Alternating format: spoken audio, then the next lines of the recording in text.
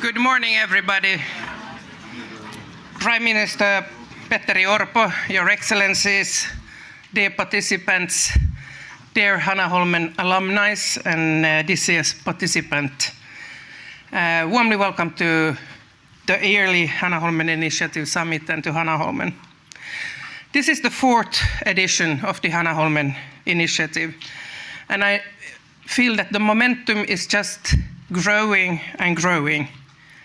This is shown in today's speakers, the participants in the education program that always precedes this event and our overbooked summit. I hope that everybody has found a seat. We are especially delighted to welcome the Swedish Diplomatprogrammet and its participants, who will be shaping the foreign policy in Sweden in the coming many years. This is a dream to come true, to actually have both the Swedish and the Finnish diplomatic program jointly having a training session as we will have with them tomorrow here at Hanaholmen. This year's high-level forum consists of three parts. The first session addresses the work on strengthening comprehensive security or total defense in Europe. The second session focuses on cybersecurity as a prerequisite for functioning societies. The event will conclude with a discussion where participants from the Hanaholmen Initiative education program will share their insights on Swedish-Finnish preparedness cooperation and how this could be developed further in their professions. We are honored to have such a distinguished lineup of speakers in this year's event. There's also a remarkable expertise on preparedness issues represented in the audience.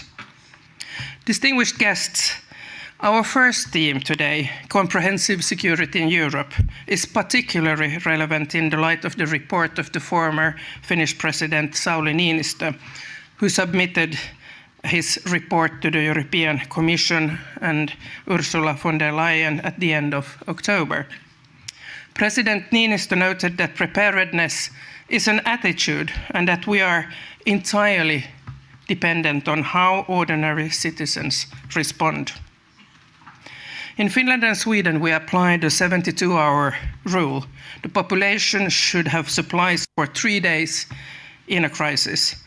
The same principle should apply throughout the European Union.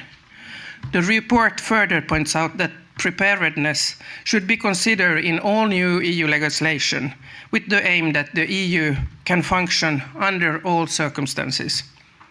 At the EU level, it's necessary to clarify who is responsible for what and to practice cooperation together.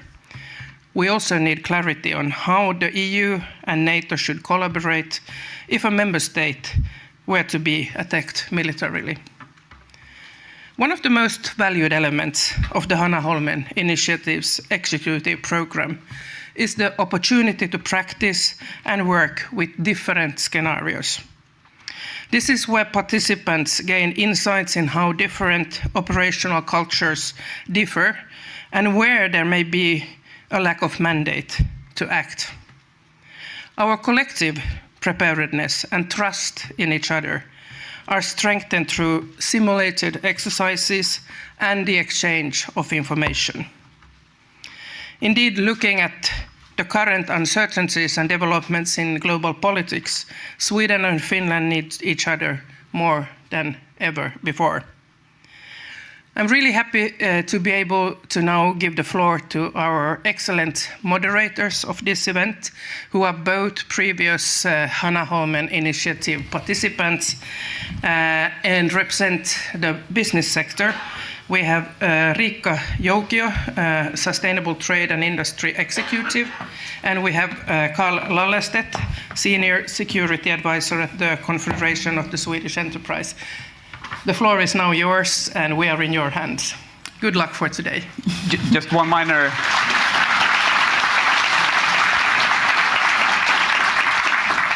Thank you. Before we start, just one minor adjustment there. I'm no longer with the Confederation of Swedish Enterprise. I'm with the Swedish Defence research agency. But thank you so much, Gunvor. My name is Karl Lallerstedt. And my name is Riikka Joukio. And as said, we are both alumni of the Hanaholmen Initiative Executive Education Program. And it is really thrilling to see how the project has developed after our participation. I'm going to start with some practical information. There are 3 fire exits, all with green signs. In the case of an emergency, we meet near the parking area. There is a reception that can help you with practical issues. And in terms of timing, we have a break at 10:30, and it's a half-hour break. So we come back again at 11, and then at 1 o'clock there is a lunch for everybody. Okay, thank you. So let's begin the program. The Hanaholmen Initiative Summit consists of 3 main sections. So first we will cover comprehensive security strategies for Europe. And after the break, we'll discuss cyber security. And we will then have the concluding session with the participants of this year's program. And we will hear their insights on Finnish-Swedish cooperation in preparedness. And now? Right. Now we have a special recording from the President of the Commission, Ursula von der Leyen, who will pop up behind us here.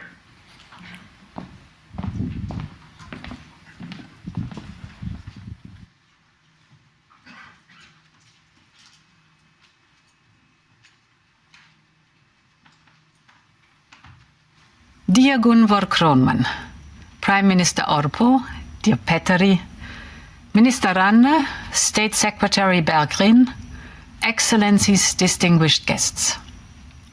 Finland and Sweden have always led the way on crisis preparedness. Because of your long borders and your proximity to Russia, you have developed a unique national security concept. It is based on the powerful idea that everybody is responsible for your collective security, and that you must prepare for the worst to prevent it from happening. I want the European Union to learn from you, because the range of threats we face is greater than ever before. First of all, there is the resurgent military threat. Russia has brought war back to Europe. And now it is even bringing troops in from North Korea. The threat of armed aggression against a member state has never been higher since the end of the Cold War. If we want to prevent it, we must prepare for it, just like Finland and Sweden have always done. And besides this, there's a broad spectrum of emerging risks. Think about the rising number of hybrid attacks, ranging from disinformation to the weaponizing of migrants, from cyber attacks to sabotage. But also think about the supply chain disruptions due to conflicts, attacks on the global trade routes, or deliberate export restrictions. But also think about the impacts of climate change and the growing cost of extreme weather events. All this calls for a new way of thinking. We must look at all our policies through a security and preparedness lens. And we must do this at all levels, local, national, and yes, on a European scale. In other words, being adequately prepared for major threats does not only require strong civil protection capabilities or better data sharing and intelligence cooperation, it also requires a whole of government approach. This means the ability to use in a concerted and coordinated fashion all the necessary tools and resources of public policy, mobilizing authorities at all levels, national, local, and EU, according to their different roles. But it also requires a whole of society approach, therefore engaging the private sector, civil society, and citizens. Preparedness cannot be built in silos. Instead, preparedness requires interaction because we are all connected, and our collective preparedness is everyone's responsibility. It is for all these reasons that I asked Sauli Niinistö to work on a report on Europe's civilian and military preparedness. And I fully share his conclusion. Preparedness must become the default attitude in everything we do. And this is why my new Commission will present a Preparedness Union strategy. We will look into what needs to change across all our policies. Let me just give you 3 examples. The first one is we need to scale up our defense industrial production.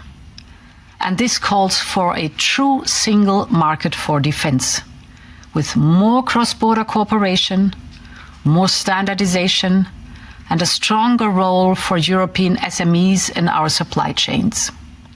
We must step up our capacity to produce both high-tech capabilities and high-volume products like ammunition.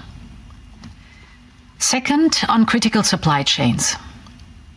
Since the pandemic, we've started developing strategic stockpiles and ever-warm factories for vaccines.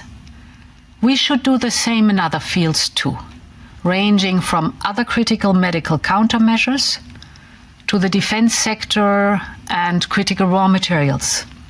Our most vital supply chains must be crisis-proof. And my third point is on climate adaptation. Europe has an outstanding civil protection mechanism. We want to build on it and launch a new European civil defense mechanism.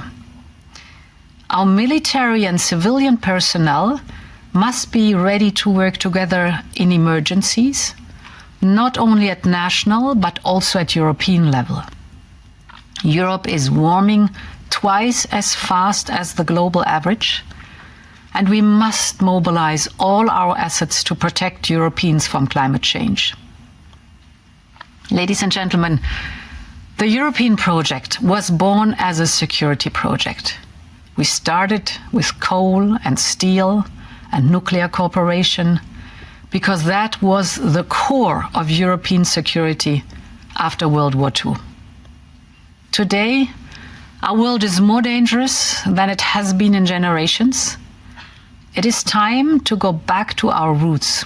We must once again think about our union as intrinsically also a security project. So let me wish you all a very fruitful conference, and long live Europe.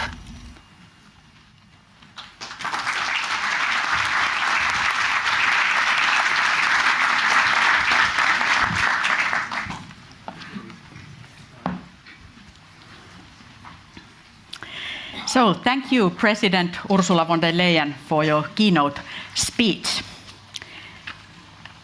So our next keynote speaker is Finland's Prime Minister, Mr. Petteri Orpo. And Finland has made an initiative to strengthen the preparedness of the EU based on the whole of society approach. And I believe that we will hear more about that very soon. So please, Prime Minister Orpo, the stage is yours.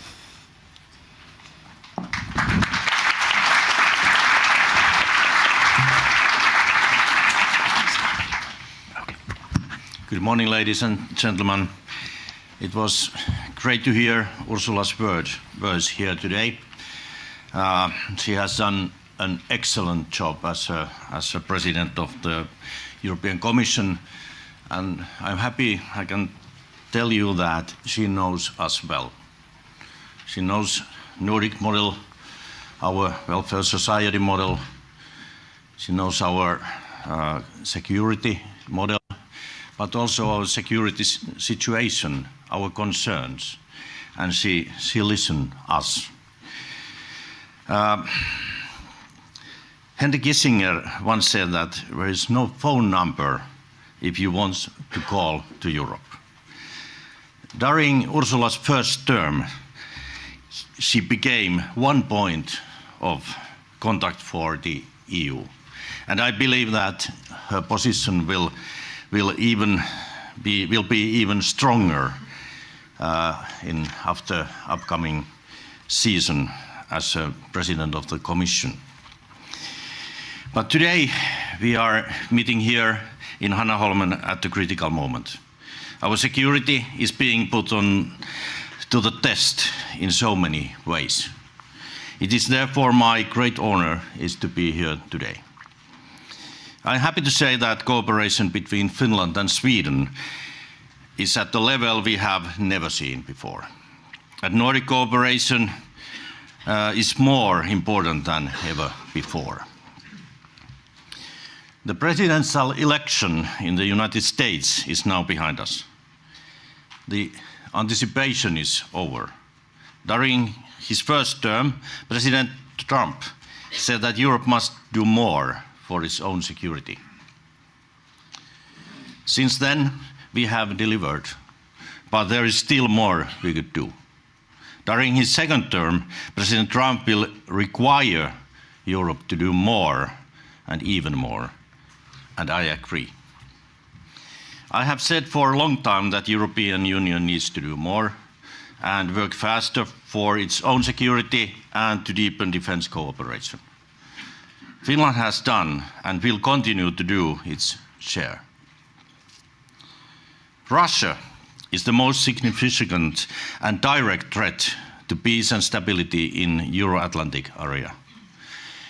It is using conventional cyber and hybrid means, including disinformation and instrumentalized migration against us. Defense, comprehensive security and strategic competitiveness. This is a priority list for the European Union now and in the near future. We must continue to support Ukraine and invest in strategic competitiveness. A strong economy is the cornerstone of our security. The new Commission will soon start its work and draw up its program. Here we have a window of opportunity to make concrete decisions for a safer and more competitive Europe. The time to act is now. We need to be better prepared for all kinds of threats. We need to move from reacting to being proactive. Preparedness requires a long-term approach. The recent Safer Together report by former President Sauli Niinistö highlights security as a foundation for everything we do. It focuses on the importance of maintaining safety through preparedness. We need to start seeing the EU's role differently. The EU needs to adapt on all hazards, whole of government and whole of society approach to preparedness. Finland will continue to promote this policy area in the EU, and we appreciate Sweden's support in this effort. At the joint meeting of governments of Finland and Sweden this September, we decided that we will continue to enhance our cooperation also in this area. We need a comprehensive EU risk assessment. We need to define the vital functions of government and society at the EU level. This must include a vision for the EU's role in preparing for and responding to external armed aggression. The aim of the assessment is clear. The EU must be prepared to make decisions and respond effectively in times of crisis. The preparedness of private sector is vital. Effective public-private partnership play a key role here. We also need to find ways to build concrete EU-NATO cooperation. The EU must assess how a major military threat might impact us and what the EU role would be. And once we have built a framework for preparedness, we need practice. Practice reveals the gaps in our plans. And we must involve the people in this work. Preparedness is an attitude. Building awareness and agency will take time, but it plays an essential part in securing our societies. Economic growth requires stability. Preparedness is a key part of providing a secure investment environment. Smart investment in our preparedness will minimize the cost of non-preparedness. Preparedness at EU level is about more than just in safety net. It represents our commitment to protecting our citizens, values and societies under all conditions. As Commission President Ursula von der Leyen's call for new ambition on crisis and security preparedness highlights the need for united action. We trust that it will continue as the new Commission starts its work. In the end, preparedness is built through actions, not words. The people in this room understand this better than most. And I want to use this opportunity to thank you for gathering around this topic. You want to learn more and do more for comprehensive security in Finland and in Sweden. And I'm happy that I can tell you that Finland's and Sweden's cooperation in NATO is off to a strong start. Together with other Nordic countries, we form a secure part of the alliance. And I am particularly happy that Sweden has announced its readiness to take leadership responsibility for NATO forces in Finland. The bond between Finland and Sweden is strong and unique. We share common values and ways to thinking and doing. There is no issue we can resolve together. Keep up the excellent work you are doing to make sure our societies are prepared for all scenarios. Thank you so much.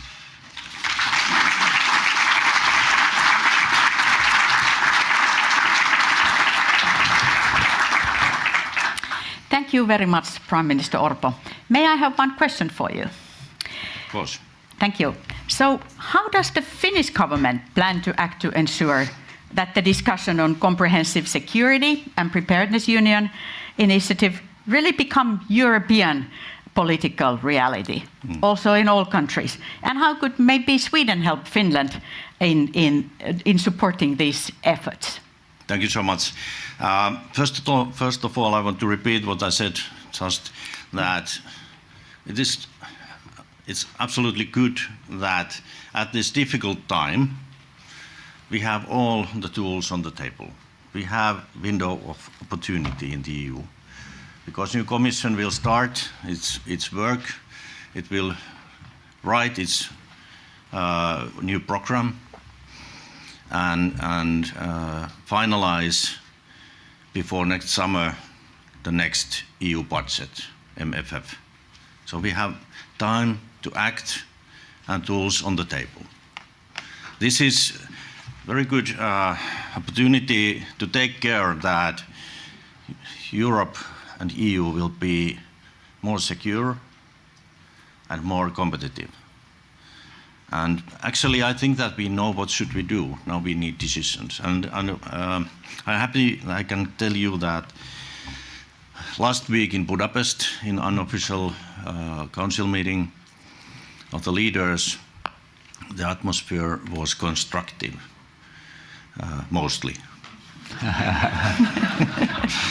It was constructive.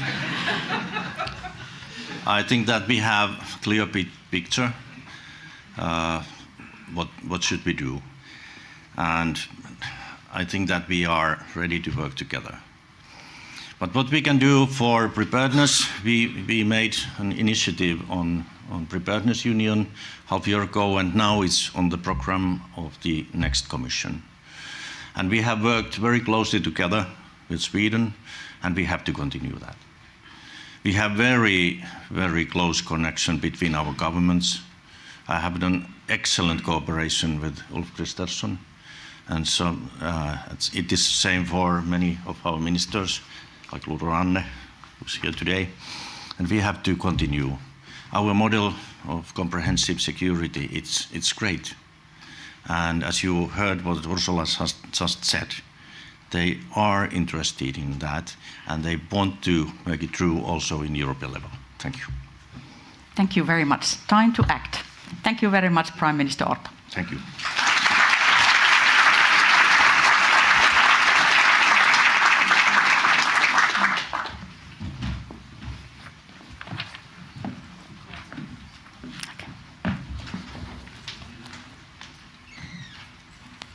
Thank you so much. So now we move on in the program, and we have a distinguished panel that we invite to come up to the stage.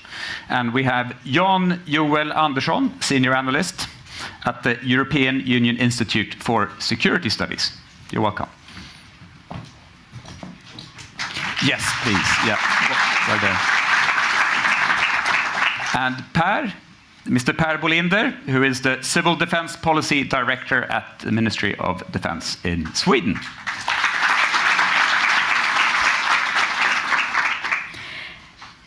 And then we will also have Teija Tiilikainen, who is working as a director of the European Centre of Excellence on Countering Hybrid Threats in Helsinki.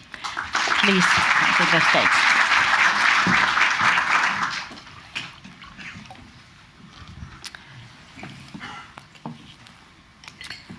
Okay, and next we will hear brief comments from our excellent experts, and then followed by a discussion with them.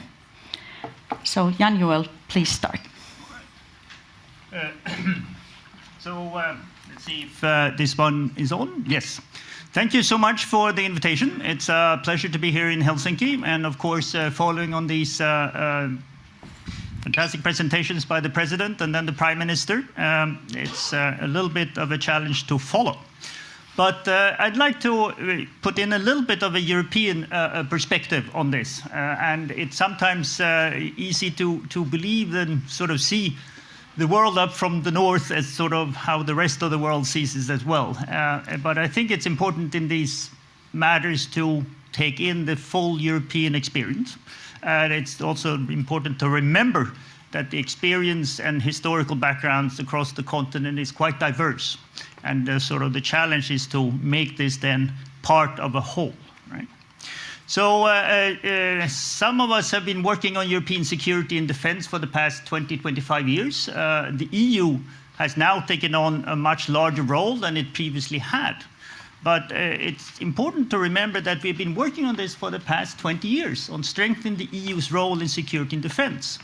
And not least, Teija has been involved in this very closely. We both worked on the 2003 European Security Strategy, when the EU for the first time really started to make statements on its role in security and defense. And then, of course, in 2016, with the European Global Strategy, re-emphasized its role around the world and also its responsibilities to protecting the security and defense of the citizens in Europe. And that required then the full spectrum of capabilities, including the full military capabilities, and then geographical stretching, not only around here, but also all the way to the Straits of Malacca, securing then our lines of communications and supply, which again now comes back. And then in 2022, there was the strategic compass, just a few months, weeks after the war in Ukraine broke out.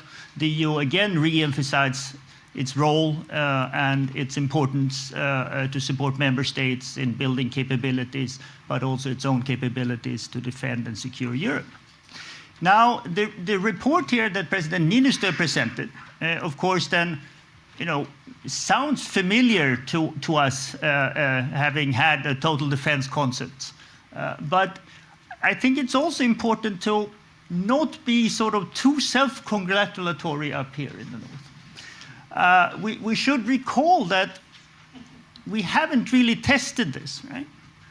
And certainly in the case of Sweden, we basically buried it to now sort of recreating it. Whereas in other parts of Europe, they deal with catastrophes natural events, big casualty events, if not on a daily basis, but at least on a yearly basis.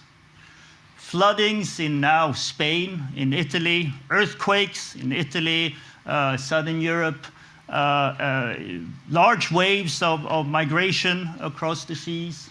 These things are daily events that test societies in a way that arguably up here in the north we are not as usual for.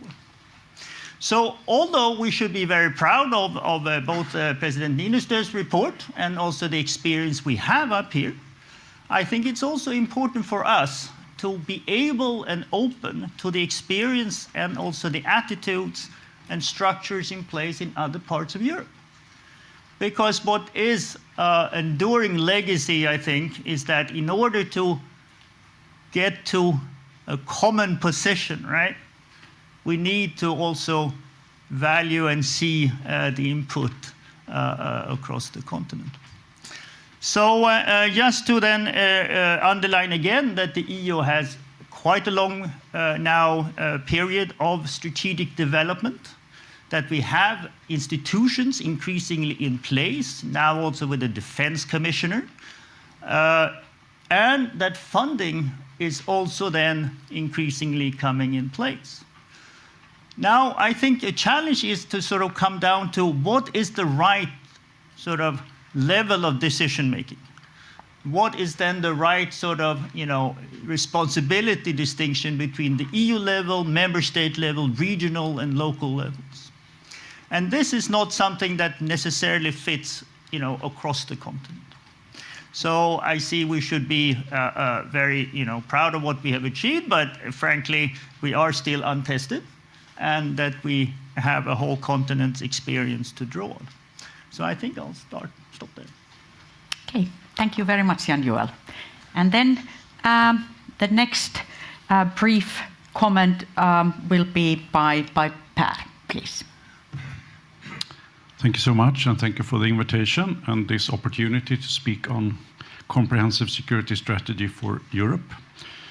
I would like to, first of all, take this opportunity to thank Finland and the Finnish government, because within the European Union, Finland has taken a leading role and placed this idea of preparedness union on the agenda, just as was mentioned by the Prime Minister. And now the new Commission is working on the preparedness union strategy, and we have received this very important report from former President Niinistö. And apart from that, the Finnish ministries are constantly producing excellent non-papers on preparedness. So we talked yesterday on the dinner about this Swedish-Finnish cooperation, and I would say that in this regard, we have a clear leading role for Finland and a supporting role for Sweden. I would like to say a few words on the Niinistö report and why it's so important. As stated here, Europe needs to take a strategic interest on European security. It's clearly stated in the report that antagonistic threats, and especially the Russian military threat, that is addressed as a defining factor when it comes to European security. And that is something that we need to prepare for. And if we talk about the worst case scenarios, just as has been stated here several times, it's a Nordic tradition that we see that we need the whole of society approach. We need the whole of government approach, and we need the civil-military connection. And when we talk about civil defense, most of the times we see that we need to protect our population. We need to maintain the vital societal functions, and we need to support the military defense. And in order to make this work at the European level, it's important to talk about the EU, but it's also important to mention NATO. And if we want to have the capability to have this to function in a really serious crisis situation or an armed attack, we need to work with both organizations. EU has a lot of tools that we need in order to make civil society be able to support military operations in the European theater. And that's why we need both these organizations. It's also true that if we would find ourselves in a scenario where a member state is attacked, we have to use the European Union to support and show solidarity to that member state. So the main points actually here is that the European Commission and the Finnish government is taking a leading role. We have to try to raise the level of ambition when it comes to preparedness in the European Union. We have a window of opportunity to export our tradition of the whole of society approach.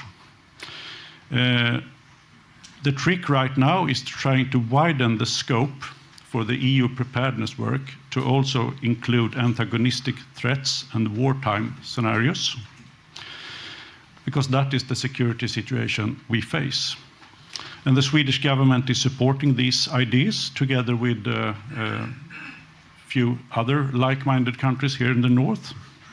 And the Niinistö report contains a concept and various proposals, and I think we could get back to all of those proposals. It's quite many concrete proposals and perhaps assess what to start with in this vast report. But this could be taken further in the coming work. And a very important point is also the mindset, the awareness of the situation. And we also have some ideas in the Niinistö report, tools to work with when it comes to create a mindset in the European Union. Then I thought, Johan, it was a very valid and important point you made about how to convince all the 27 EU member states on this.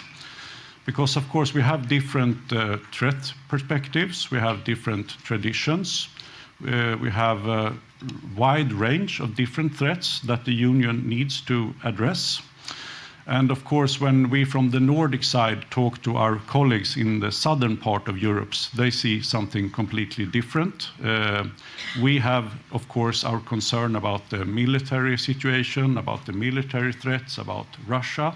And in the southern parts of Europe, they are concerned about different types of natural disasters, for instance.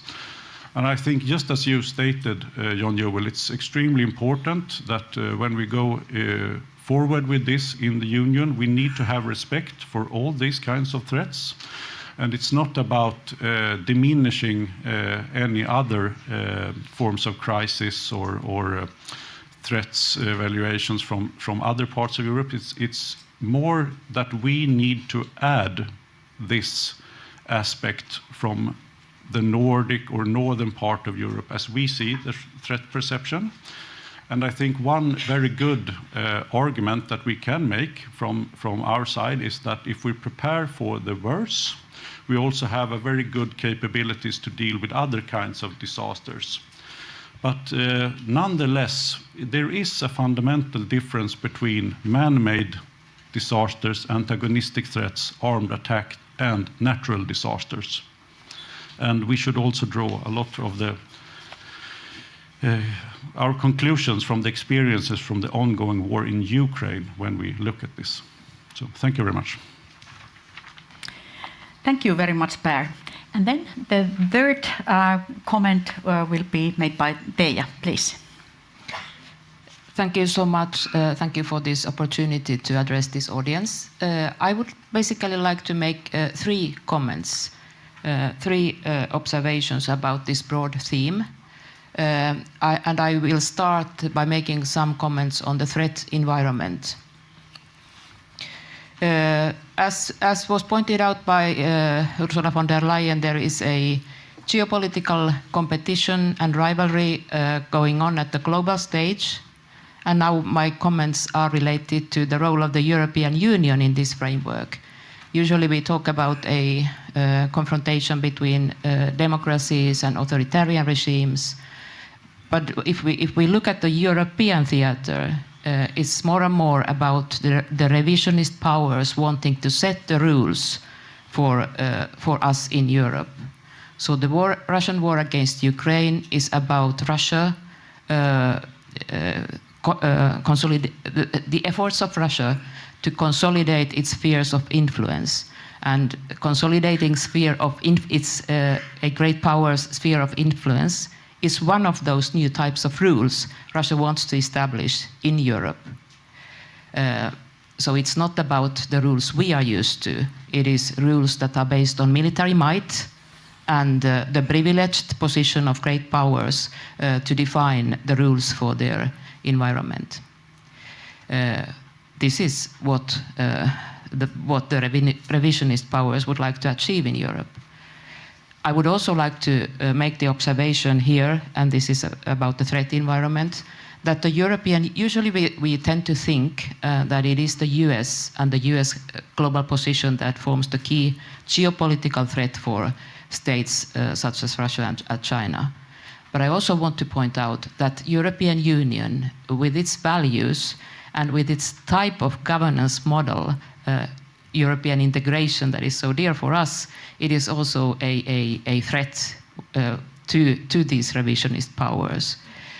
Unity, democratic values, possibility to resolve crises and conflicts with peaceful means, transfer of powers to a supranational setup of institutions. All of this represents a threat to the revisionist powers that would rather like to see a divided Europe. They are using the so-called wedge strategy to create permanent dividing lines and to weaken Europe. It would be much easier to deal with a Europe that would consist of separate small states rather than a unity of European states. So that's why I think it's also the time for us to realize that not only our borders or our values are targeted, but also the unity of the European Union is the key target for those revisionist powers. This is basically nothing new. We talk about this, but I don't know if there is the awareness in our EU states at the level of the civil society, for instance, that to protect our unity is a key security policy tool. So could we maybe set aside smaller disputes and disagreements? Could we maybe try to deal with our disagreements behind closed doors and internally to be able to stress unity in our external relations and also as a security policy tool?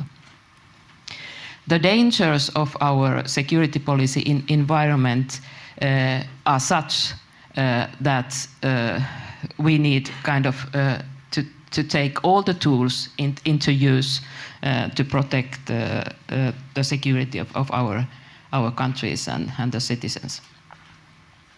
I would also like to stress here that, of course, the internal support to the EU's unity, but also the unity of the US, of the support of the US to European unity and integration is critical in this security policy framework. I would like to, when we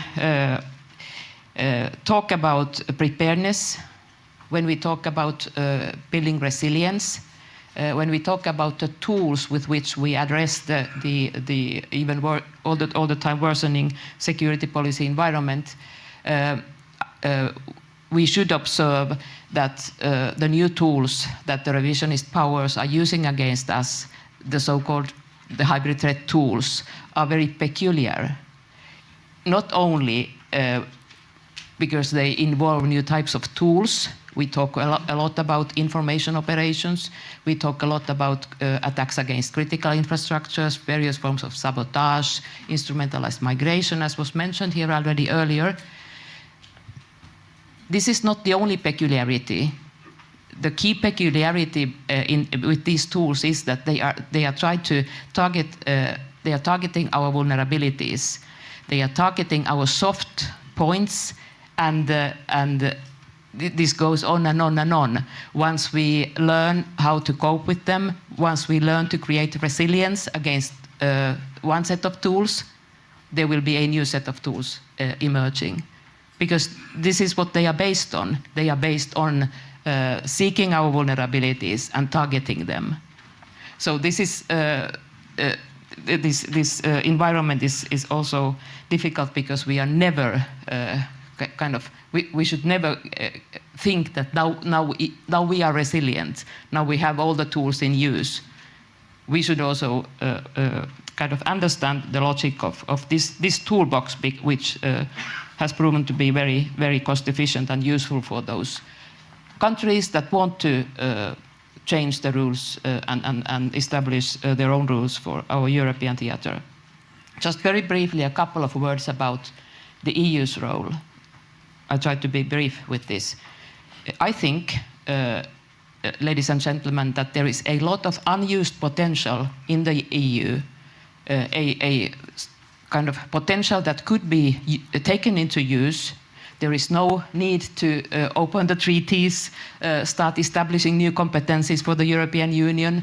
But there is, as was mentioned by the previous speakers, there are things that we might and should start using much more efficiently to enhance our resilience.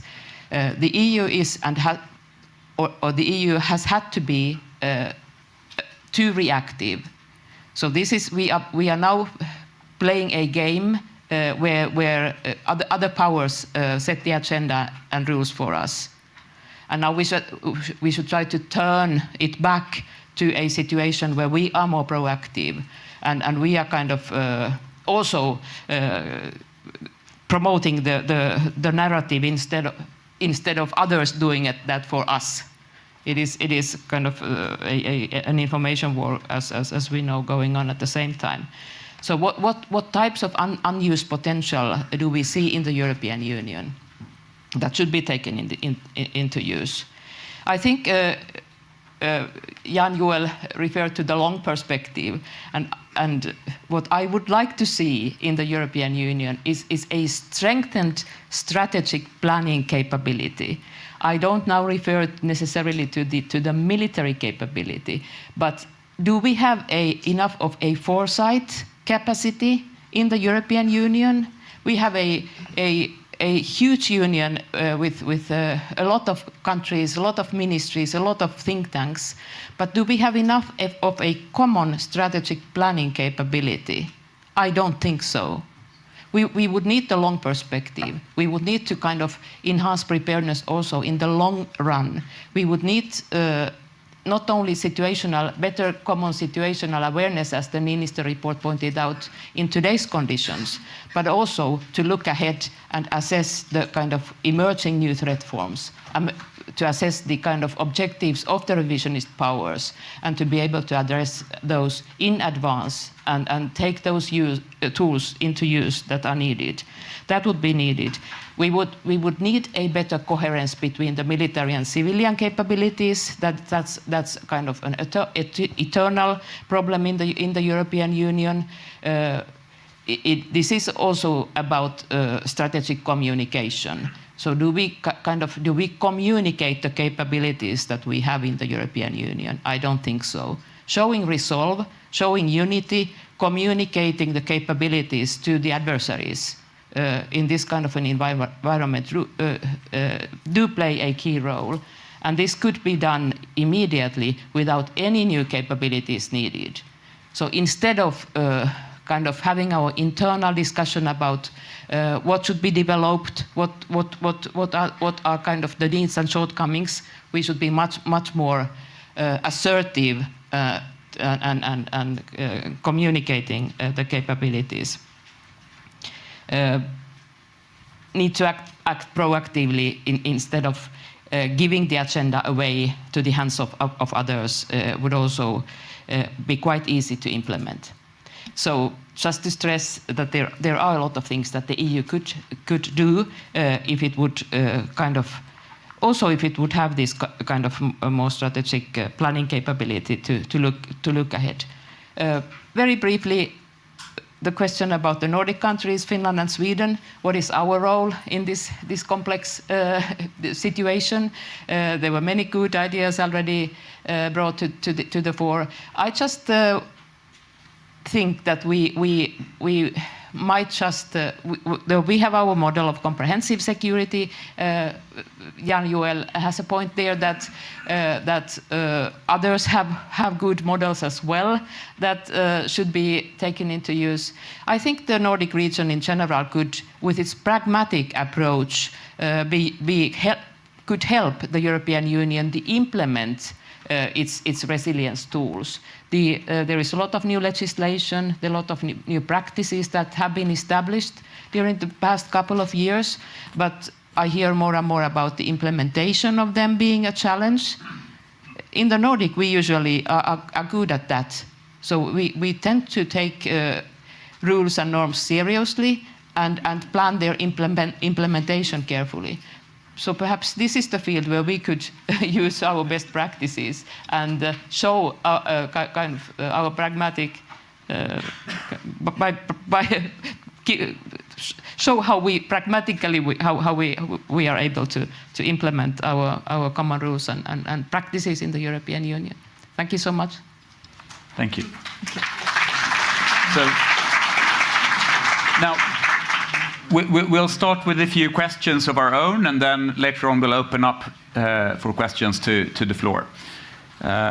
So first question, I guess this is sort of, well, to all of you, but maybe primarily to Jan-Joel and Per because of some of the comments that you gave.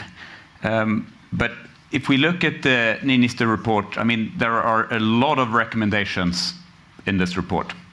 So being mindful of what you said, Jan-Joel, that a lot of things have happened in the EU in the past 20 years, but a sort of a reverse reading of the report is there are a lot of shortcomings and things that should be done.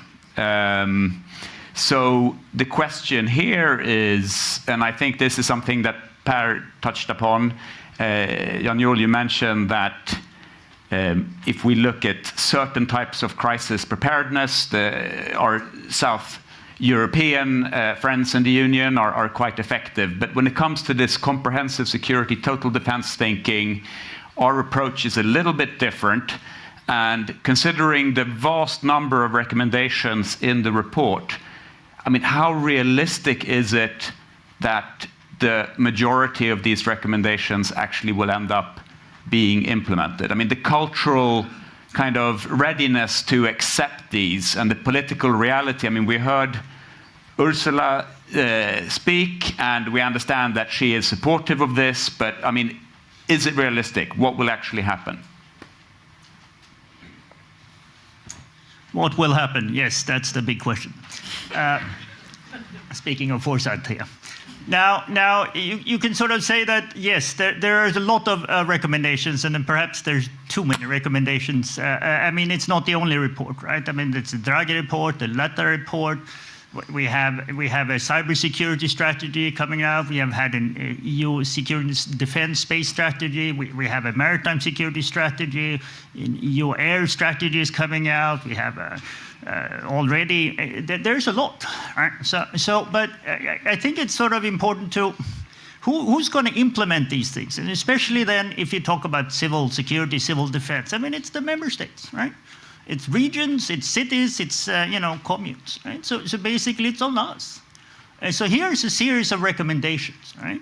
You can see it as a menu if you want, and partly it is, how much can you eat, right? Some can eat more, some need to eat more, but perhaps some have already eaten quite a bit.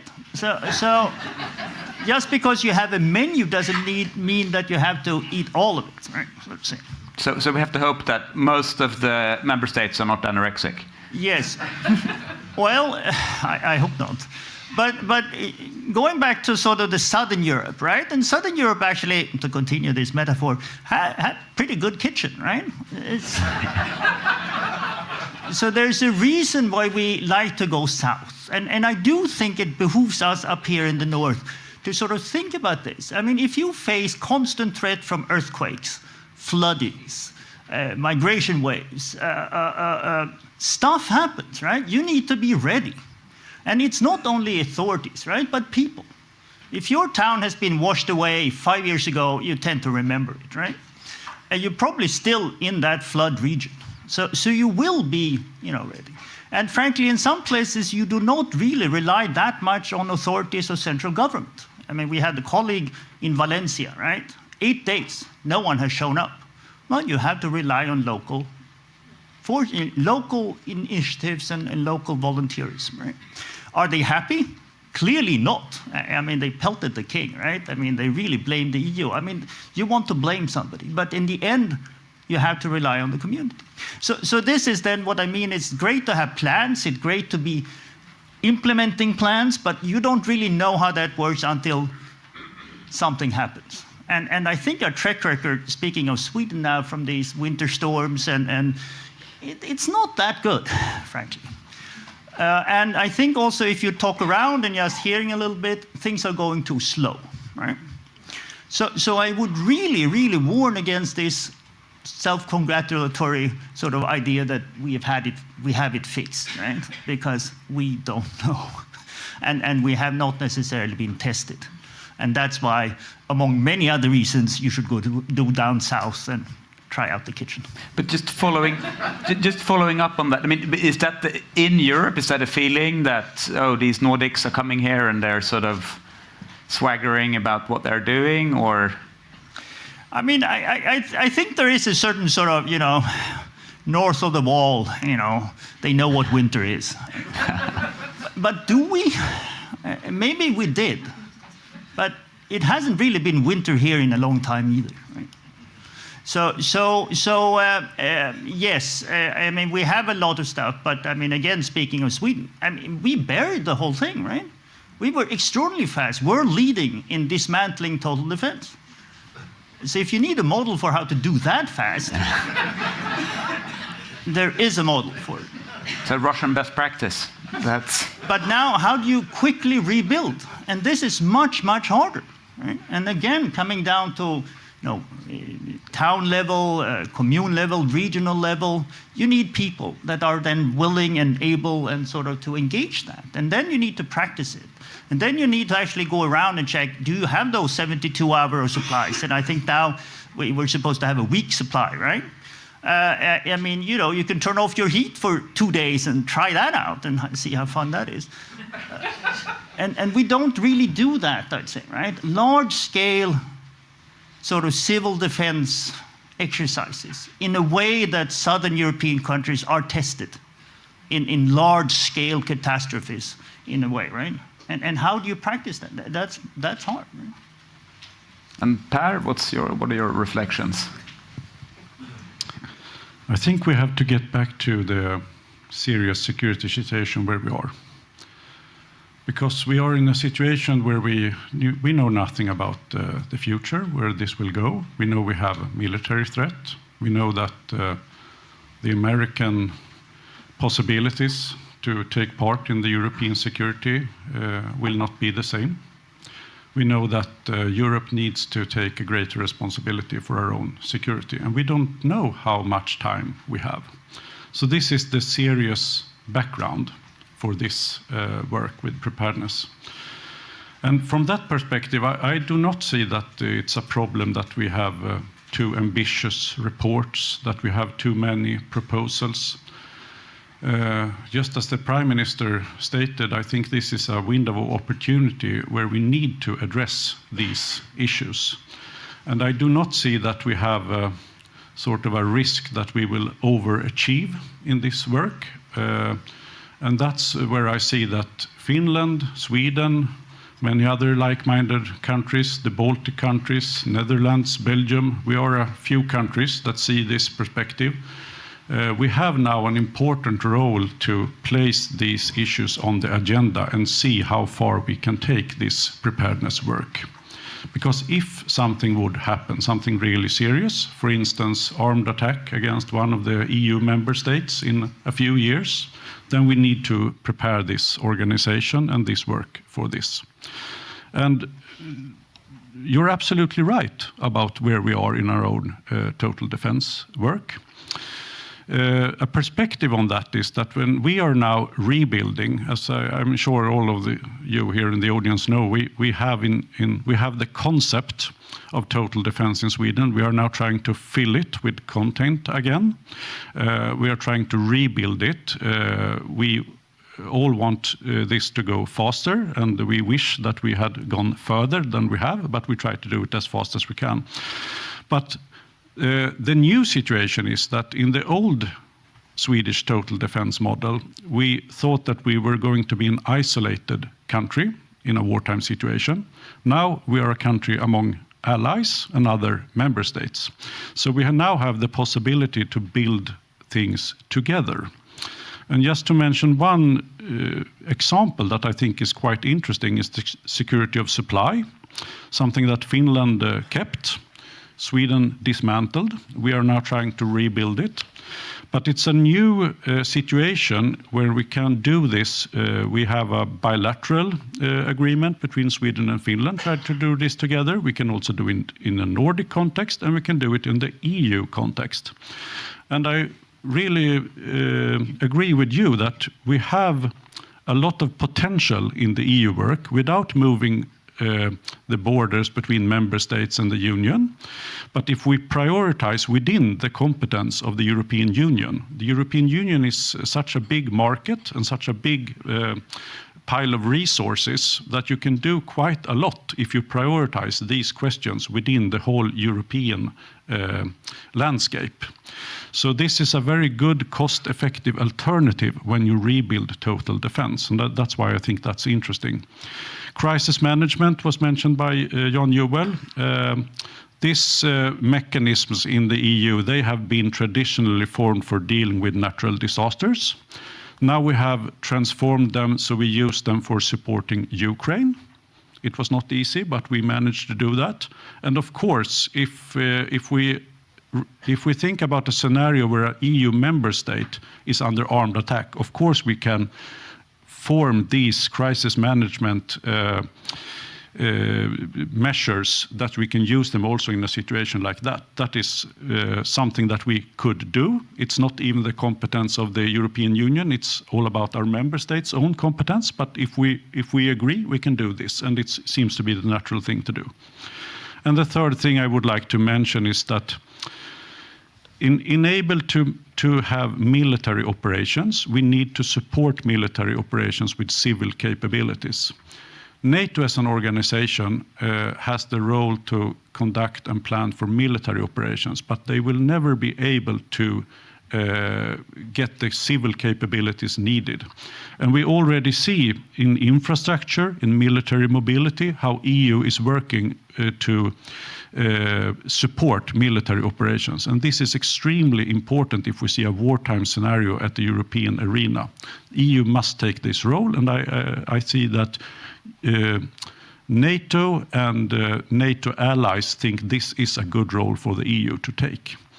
So there are some examples what I think we could do. And of course, I think there's 80 suggestions in the minister report. Of course, all of them will not be implemented. They are currently analyzed right now. But I think it's not the role for Sweden and Finland to shoot down these proposals at this stage. I think our role should be to support this general direction. Thank you. Maybe two more observations. I really support those that both Per and Jan Joel have mentioned already.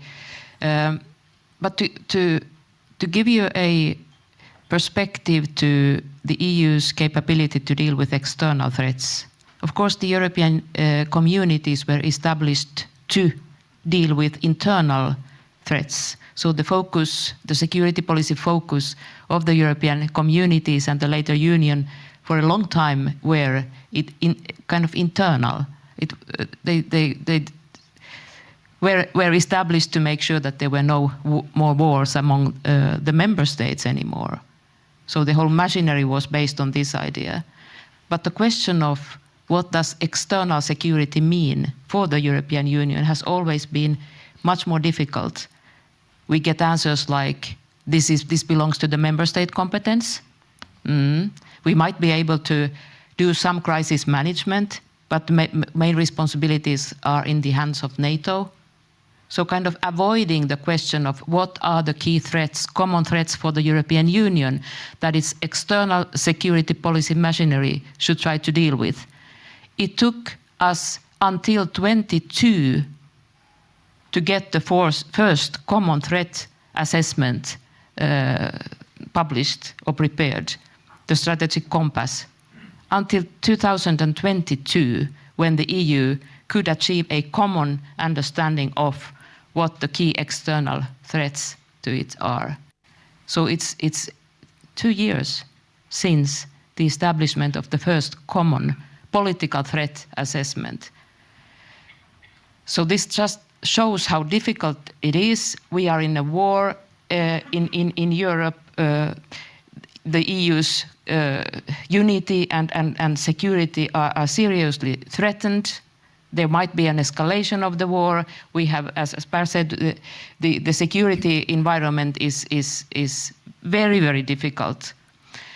So I think we need to do everything we can, and such a kind of comprehensive report about what should be done immediately. I think this is a wake-up call. Do this at least to start with.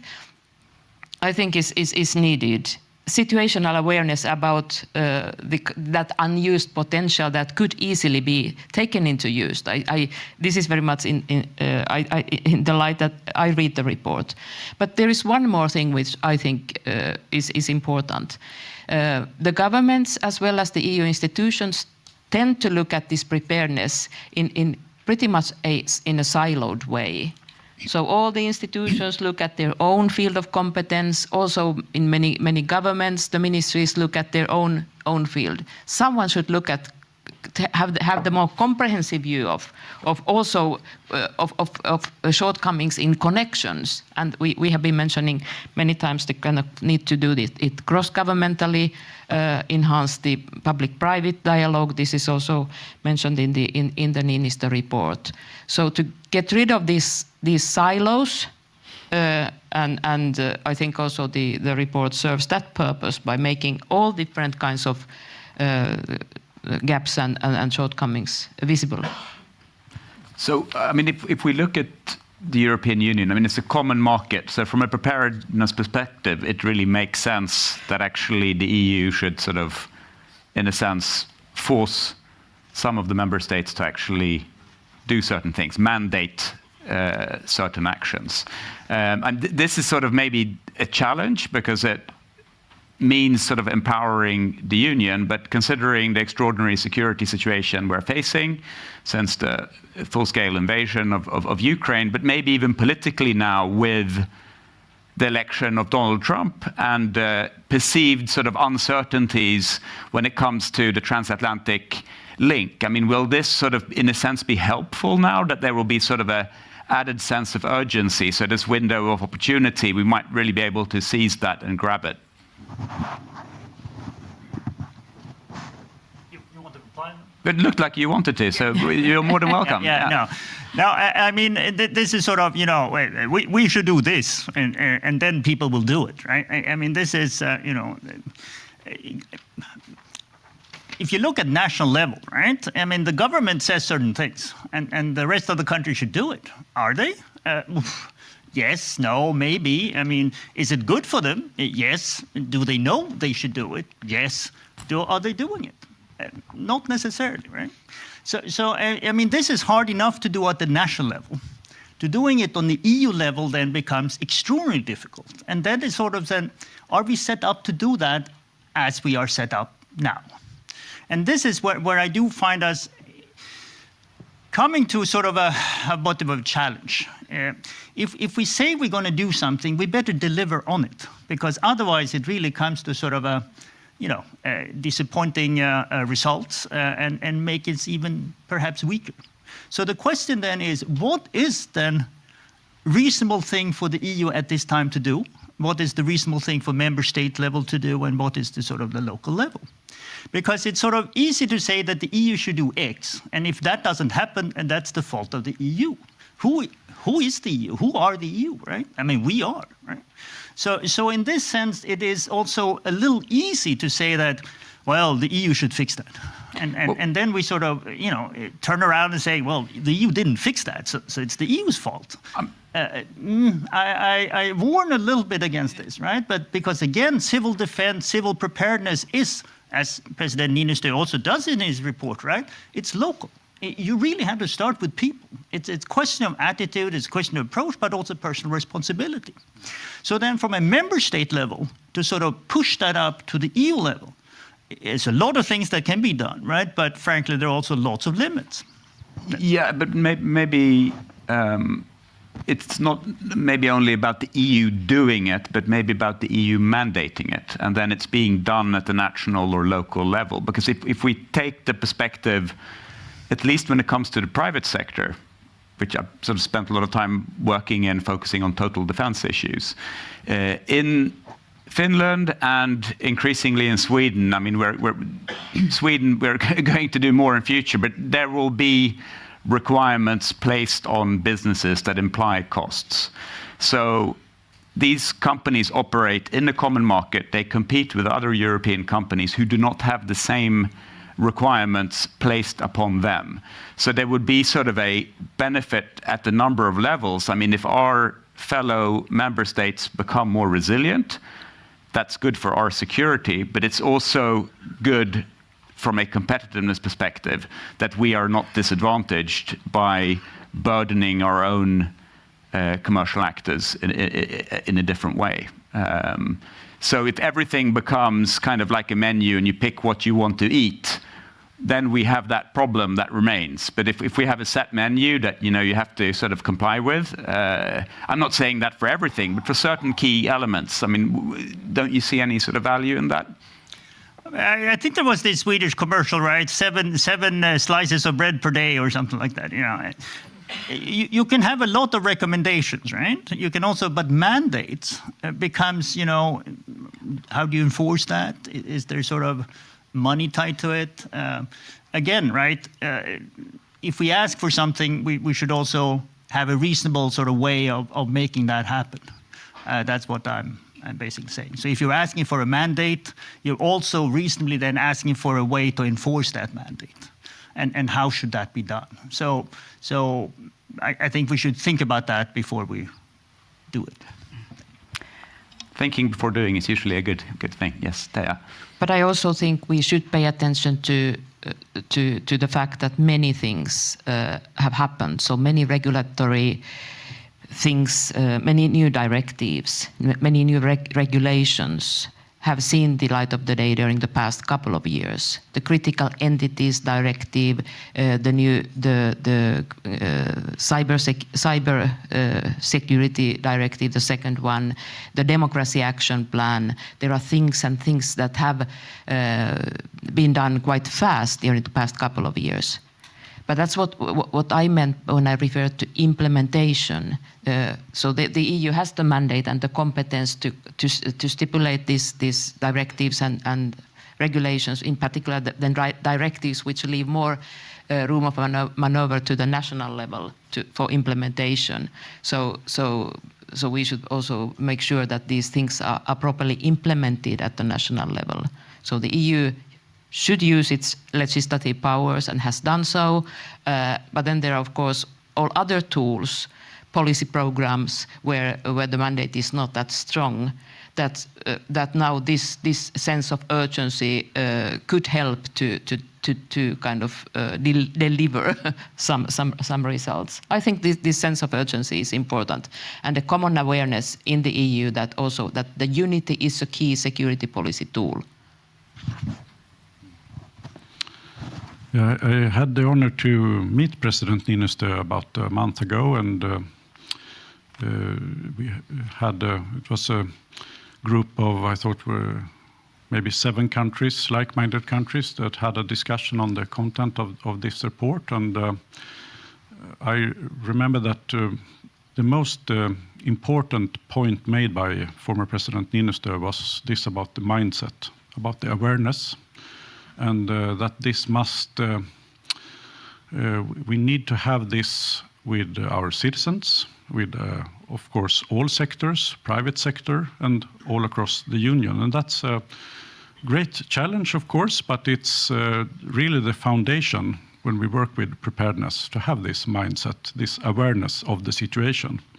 And you can, if you read the report, you can see that President needs to have some tools, exercises, threat perception, spread of intelligence, and so forth. You can work with this in different ways in the political discussion, of course, but this is a very important thing. When we look at where we are right now in our capabilities, and if we try to grasp what it would mean if we have a wartime situation affecting one or several EU member states. And just as mentioned here, we are not prepared for this. We need to, with a sense of urgency, raise our capabilities. When I work with these issues at the Swedish Ministry of Defense, I don't think that it's a problem right now to exactly point out what should be the EU level competence, what should be the national competence, what should be done in a bilateral way, and what should be done in the Nordic context. Because where we are right now, in this very unsecure situation, I think it's important that we explore all these opportunities. Because we don't have the time to make the perfect analysis exactly how this system should be looking in 20 years or something like that. We need to raise capabilities now. So I don't see that it's a big problem that we work at the same time at the EU level, at the Nordic level, Swedish-Finnish bilateral level, and at the Swedish national level. And we will be wiser as we go along with this work. And we will probably also find some good examples to learn from in all different levels and pick up. And of course, it's the more things you can have at the European level, as you mentioned, regulatory, for instance, that's a very good thing. It's a very powerful thing if you get it on the European level, but it's also a hard thing because then you need to have all the member states agreeing. And in some ways it can be easier to do something nationally. But at this time, I don't think that we have the luxury to choose different levels. We have to work with all of them as much as we can. Thank you. Okay, thank you. Thank you very much for these comments. I think it's time to open the floor to the audience now, so we still have quite good time for questions. Okay, here, please there. There's a microphone on the table, so you can use that one. Please put it on. And if you can introduce yourself in the beginning, that would be nice. Thank you. Director General Kimmo Kohvakka from Ministry of Interior, responsible of rescue services, civil defense and civil preparedness. Thank you for excellent panel. Thank you, Gunvor and her team, to setting up this excellent event. Just a comment.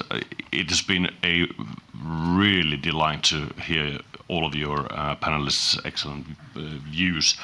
Perhaps a more of a comment. There was a mentioning, I think that Per took the, let's say, perhaps some sort of a summing up. The cooperation, the concept of cooperation is perhaps too mildly set today. We need to work together in every level, in European level, in national level, in local level, between disciplines, authorities, and all of society approach. Even we need those silos because the expertise are in those silos. So coming out of silos doesn't mean that we have to outsource the expertise within silos when it comes to preparedness and safety and security thinking. The key is to, let's say, to be able to cooperate and work together in different aspects. I totally agree with Per that we perhaps do not have the time to find the absolutely best model to do all this, but now it is the time to focus on readiness, and I think that was something that President Niinistö was looking for. That was something that Ursula von der Leyen, our Prime Minister, was underlining. So we absolutely have to work together now and try to remove the obstacles on seeing that let's say, power of working together and so closely as possible. If there is challenges on those areas, we should be able to clear them and do more in the area. And just a little what Pat also already mentioned, good bilateral cooperation within the emergency supply thinking.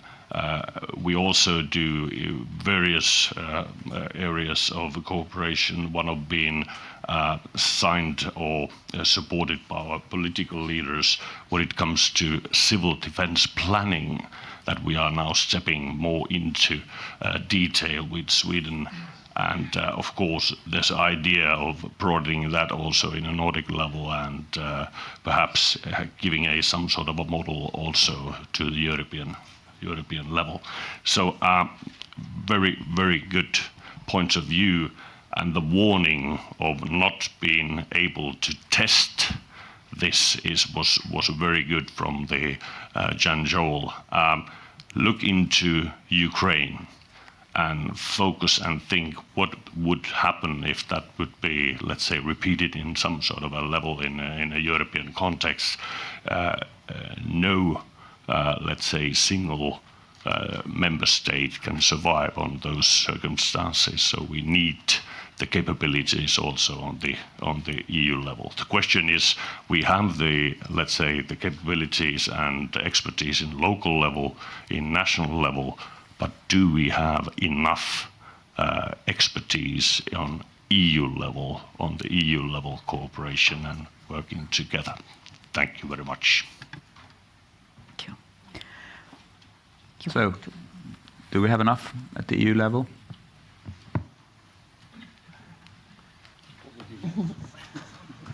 Well, I suppose the easy answer would say is no, we need more. Everybody wants more. No, but you know, at the same time, you can say, right? I mean, the action's going to take place at the local level, right? So the question is, do you have enough stuff on the local level, right? And then you know, how can you aid your neighbors in your local region, right? Because again, if it's whatever happens, it happens somewhere. We like to say in Sweden, in a commune, everything happens somewhere in the commune, right? Then you can say that cooperation is good, right? And I'm all for cooperation. I've spent my career in the EU systems. You know, I like cooperation. My God, you know, it's good. But cooperation also comes at a certain cost, right? Time. And the number of meetings, the number of coordinations, the number of ideas, the number of reports, the number of follow-up meetings, the number of et cetera, et cetera. So I also, I mean, again, I like the EU, but the action needs to be implemented locally, right? Do we have enough stuff locally? Do we have enough sort of cooperation locally rather than perhaps, you know, so just putting in a little bit here, right? That the understanding is that we are behind in implementing at the local level, right? And if we see again here in Southern Europe, when these catastrophes hit, in Valencia now, right? I mean, they know that these things can happen. It has happened before, right? Yet they, you know, local people feel that they were not enough resources available, even after 8 days. Right? So the question then is, you know, how do we sort of test that out here?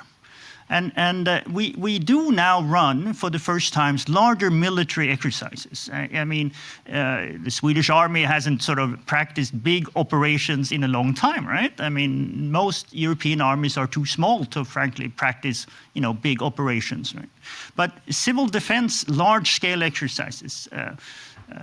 Yes, we have had some, you know, the fires up a few years back, you know, there are things that happens, but more of a sort of larger, regular civil defense exercises, right? And it may be time for that, right? But you can draw lessons for it, you can observe others, but in the end, you need to train and practice local people and the local cooperation, right?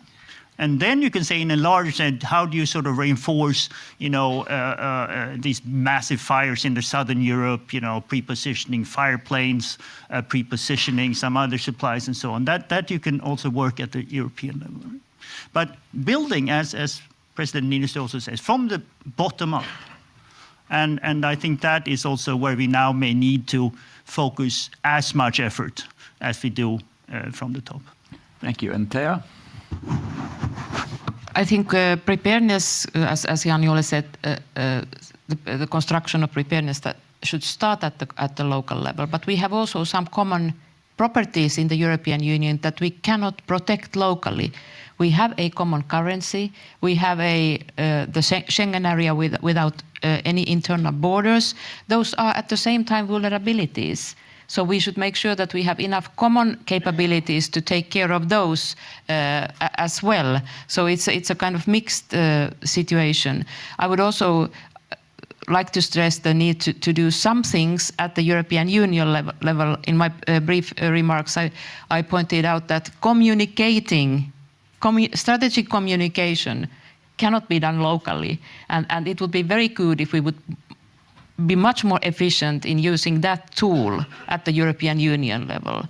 And also the kind of the strategic planning capability, which now belongs to a large extent to the member states, but could be much more strengthened if we would do that at the EU level.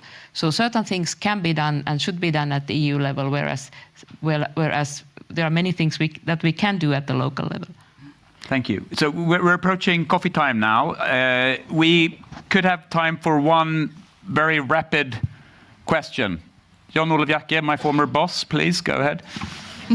Thank you, Karl. Jan-Olof from Confederation of Swedish Enterprise. So whilst being a strong believer in free trade, being a strong believer in the single market, I have a somewhat cynical question for you. If we go back 4.5, 5 years to the beginning of the pandemic, what we saw when it broke out was closed borders, even within Europe. We solved it relatively quickly in the EU, but even 3, 4, 5, 6 weeks is a very long time when it comes to medical supply and food, for instance. So my question to you is, how comfortable are you that we would have a truly open EU in a sharp situation? And that refers to the discussion on stockpiling of, for instance, medical supply and what have you, cross borders rather than nationally. So what's your level of confidence? Thank you very much. I think that's a very valid question, and it started out in the pandemic with closed borders, but it didn't end up that way. I think that the conclusion in the end was that we needed to do this together. We had a good use of the European Union when we worked with the vaccine, and I hope that the conclusion after this pandemic exercise was that we need each other in solidarity because we are stronger together. And I think the argument that we should make from the Nordic countries is that we are stronger together. We need to work with all the force of the Union when it comes to security of supply, because that is also the cost-effective way to do this. And if we apply the scenario of an armed aggression or a military threat, of course, we have a great potential if we can use the whole market, the whole 450 million people market, and use that kind of, instead of building national stockpiling, if you really find a model where you can share these resources, you have a lot to win from all the member states. And I think that is the argument that we should make from the Nordic countries when we're going into this. And then we will see how far that will take us. But I think that we have a very good rationale to think in that way about our single market. So perhaps optimistic, but I think that you should really try to do the most out of that argument.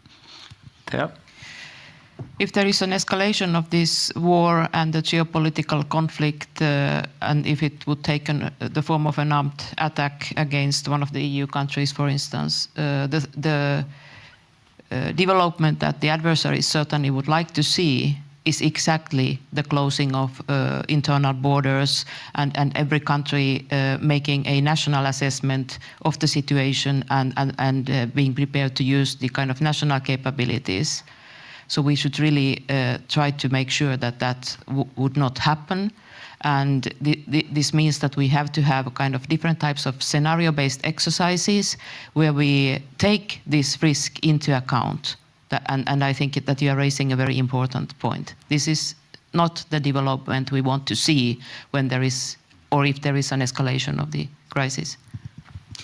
Yeah, I mean, I think the COVID situation really, was scary in the sense how quickly, not only across Europe, right? I mean, here in the Nordics, Norway, Sweden, Finland, it happened very quickly and very categorically. So clearly this sort of instinct is there, right? And we see it now when it comes to, people flows on the continent.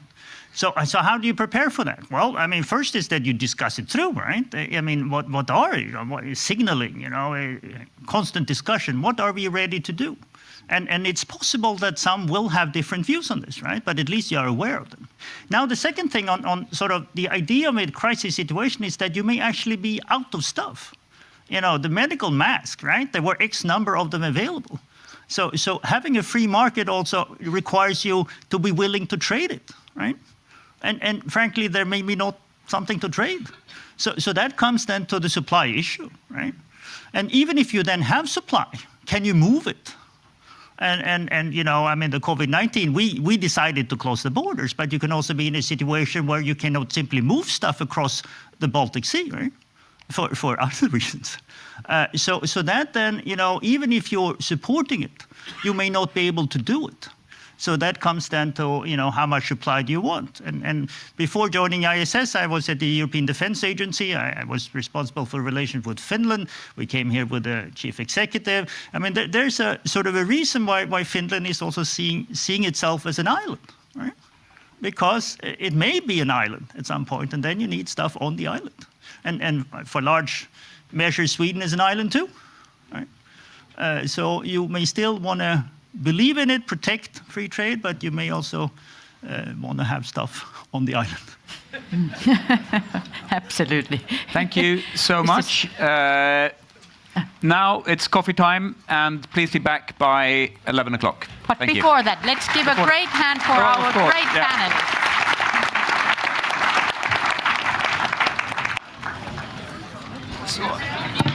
Thank you. We had a list of questions. Couldn't really have Thank you so much. Okay. Thank you. We're now moving into the second part of today's agenda, and we're focusing on cyber preparedness. Yes, and it is my great privilege to welcome Ms. Lulu Ranne on the stage. And she's the Minister of Transport, Communications, and also at the moment the Interior in Finland. Not anymore. Okay, I had old information. Okay. So everybody changes jobs who comes here to Hanaholmen. This is the... Yes, be careful. Okay, please, Ms. Ranne.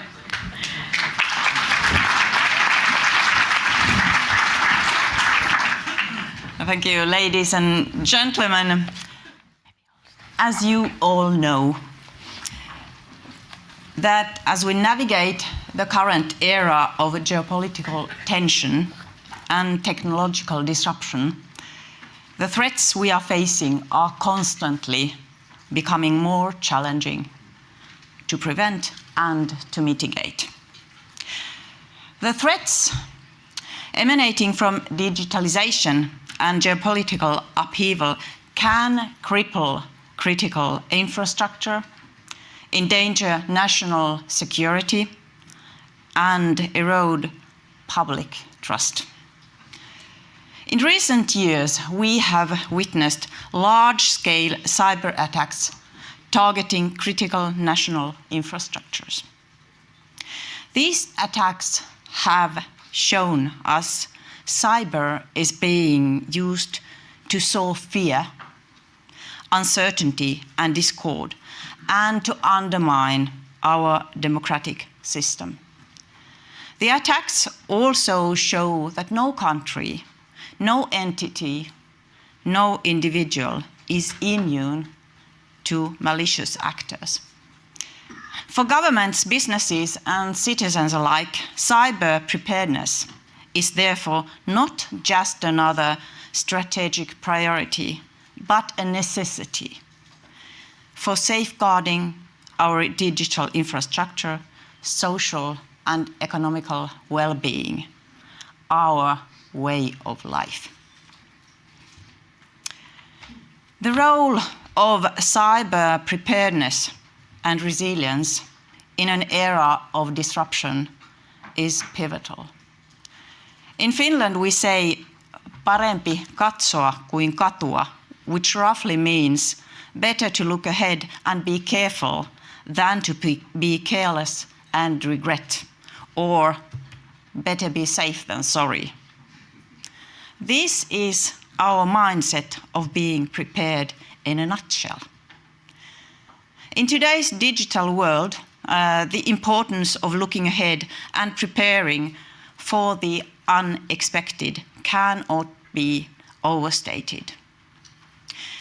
In the realm of cybersecurity, the concept of resilience has become more than just a catchy word. It is actually the fundament of cybersecurity.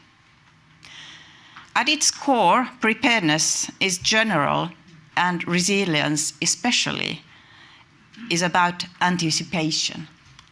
It is about being prepared for the inevitable, cyber attacks and disruption that will occur rather than hoping it won't happen.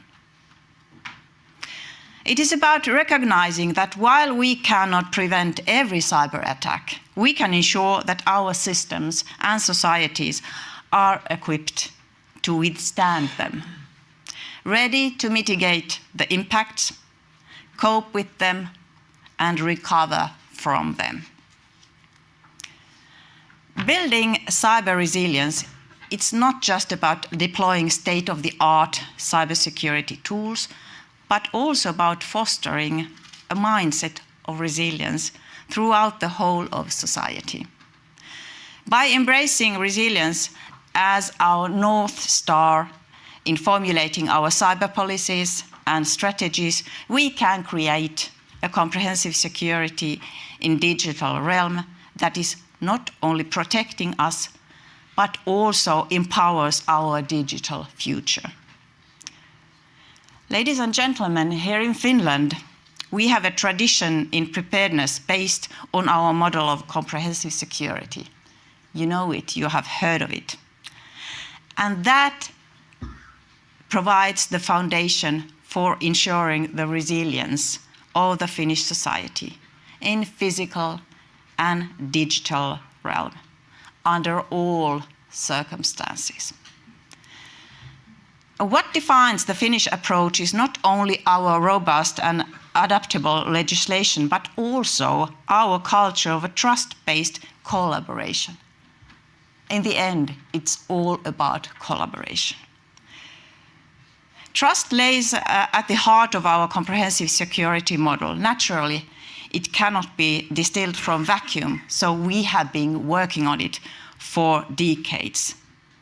To instill trust, inclusive and meaningful participation and collaboration is essential. We have been practicing. Our systems, they have been tested. We have been exercising and developing this for decades. And we keep going on 24/7. This overarching rationale is also reflected in the recent Niinistö report. And this is what the Finnish comprehensive security model is all about. We foster and share the common understanding and commitment. Network security is a collective responsibility. Security is our responsibility. It's not yours, it's ours. Authorities, operators, service providers, other key stakeholders, cross-sectoral work closely together to adapt and thrive in the face of constantly evolving risks and threat landscape. This approach is resilient against increasingly sophisticated cyber attacks and has helped us to be one step ahead in terms of prevention and response. This deep collaboration is the basis when we formulate new policies and strategic objectives, ways of means of cybersecurity, preparedness and resilience. It is also the basis when we carry out our regular national-wide cyber resilience exercises with our key stakeholders responsible for critical services and infrastructures from both public and private sectors. We are fostering this collaboration, this cooperation. The public-private partnership and collaboration between government, cyber industry, and research and academic institutions for promoting cyber excellence, for innovating agile and scalable methods to bolster cybersecurity and resilience the same way. We are sharing and caring about cybersecurity together. As pointed out in Niinistö report, building a resilient society starts with empowering our citizens to take an active role in crisis preparedness and response. These excellent speeches and discussions for coffee were also pointing their fingers on this. The individuals. Cybersecurity and preparedness begins in our homes, in our everyday life. Engaging our citizens in preparedness begins by raising awareness of threats and risks and enhancing psychological resilience to help our citizens to cope in our constantly evolving environment. To achieve this, we need to invest in cybersecurity education and know-how on the grassroots level, not only at the top. One of our prime examples is in this regard in the Cyber Citizen Initiative, which is led by Aalto University in close cooperation with public and private sectors. With the help of the learning model and platform that cater to various needs of learning between different age groups, the initiative can help our citizens to use digital technologies more securely. This in turn will help to promote trust of our citizens on digital technologies and solutions. As cyber threats and vulnerabilities recognize no national boundaries and no nation cannot effectively tackle them alone, international collaboration on various layers between trusted, like-minded partners is of paramount importance. We are actively seeking ways and means to increase our trust-based cooperation with our like-minded partners, of course with Sweden and Finland, the Nordic countries, but also in the EU, NATO, and beyond. These fundamental aspects of our comprehensive security model are also precisely the key takeaways you will find in our newly published National Cybersecurity State Strategy. Our 4 key strategic pillars tell you how we intend to bolster cybersecurity for the whole of the society. Ladies and gentlemen, the pace of technological change challenges us all. The digital landscape moves quickly, and so do cyber threats. Cyber crimes as services are already out there. We have to prioritize cyber preparedness and resilience. We must be ambitious. We must protect the functioning of our society's well-being of our citizens and ultimately our future. We must invest in our resilience together, be prepared for the unavoidable and act decisively. We need to be better. We are not making it optimal at the moment. And we have to do it together. We are cyber democracies, and we can build a brighter, more secure and resilient digital future. I would end by saying that cyber collaboration is our superpower. This is something new. Collaboration is always a superpower, but cyber collaboration, that's something else. Thank you.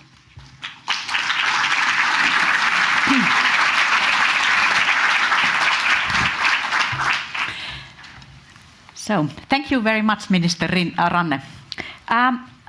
I just would like to a little bit go deeper on this, what you were saying, and also mentioning that it's all about collaboration in cybersecurity, and that's our superpower, and that there are no national boundaries really, which of course we all know about. But and then coming back a little bit, this Sweden-Finland axis, so to say. So, and as you mentioned, the like mind, so to say. So, what do you think that? How can we two countries collaborate on cybersecurity even better than what we're doing today? I know we have companies that are working on both countries, so they are working, but is there something that you would like to say to this Hanaholmen initiative audience about this? I would say that so much is happening at the moment. New things are happening at the moment, and when we are talking about national security questions and maybe defense questions also, we can't talk about it out loud. But I think that we have had very, very good meetings with our, for example, me with my colleagues from Sweden and Norway. And first the contacts, then the same situational picture, then real processes, real concrete things things and solutions, and then we work together. I know that we have good strategies, and now we have to kind of fit them together also. But things are happening at the moment, and especially the cooperation between the authorities is very good, but it should be even better. Okay, thank you. Thank you very much. Thank you. Thank you. Thank you. Thank you so much. And now we have our next distinguished speaker. And it's an honor to present Johan Berggren, State Secretary for the Minister for Civil Defense in Sweden.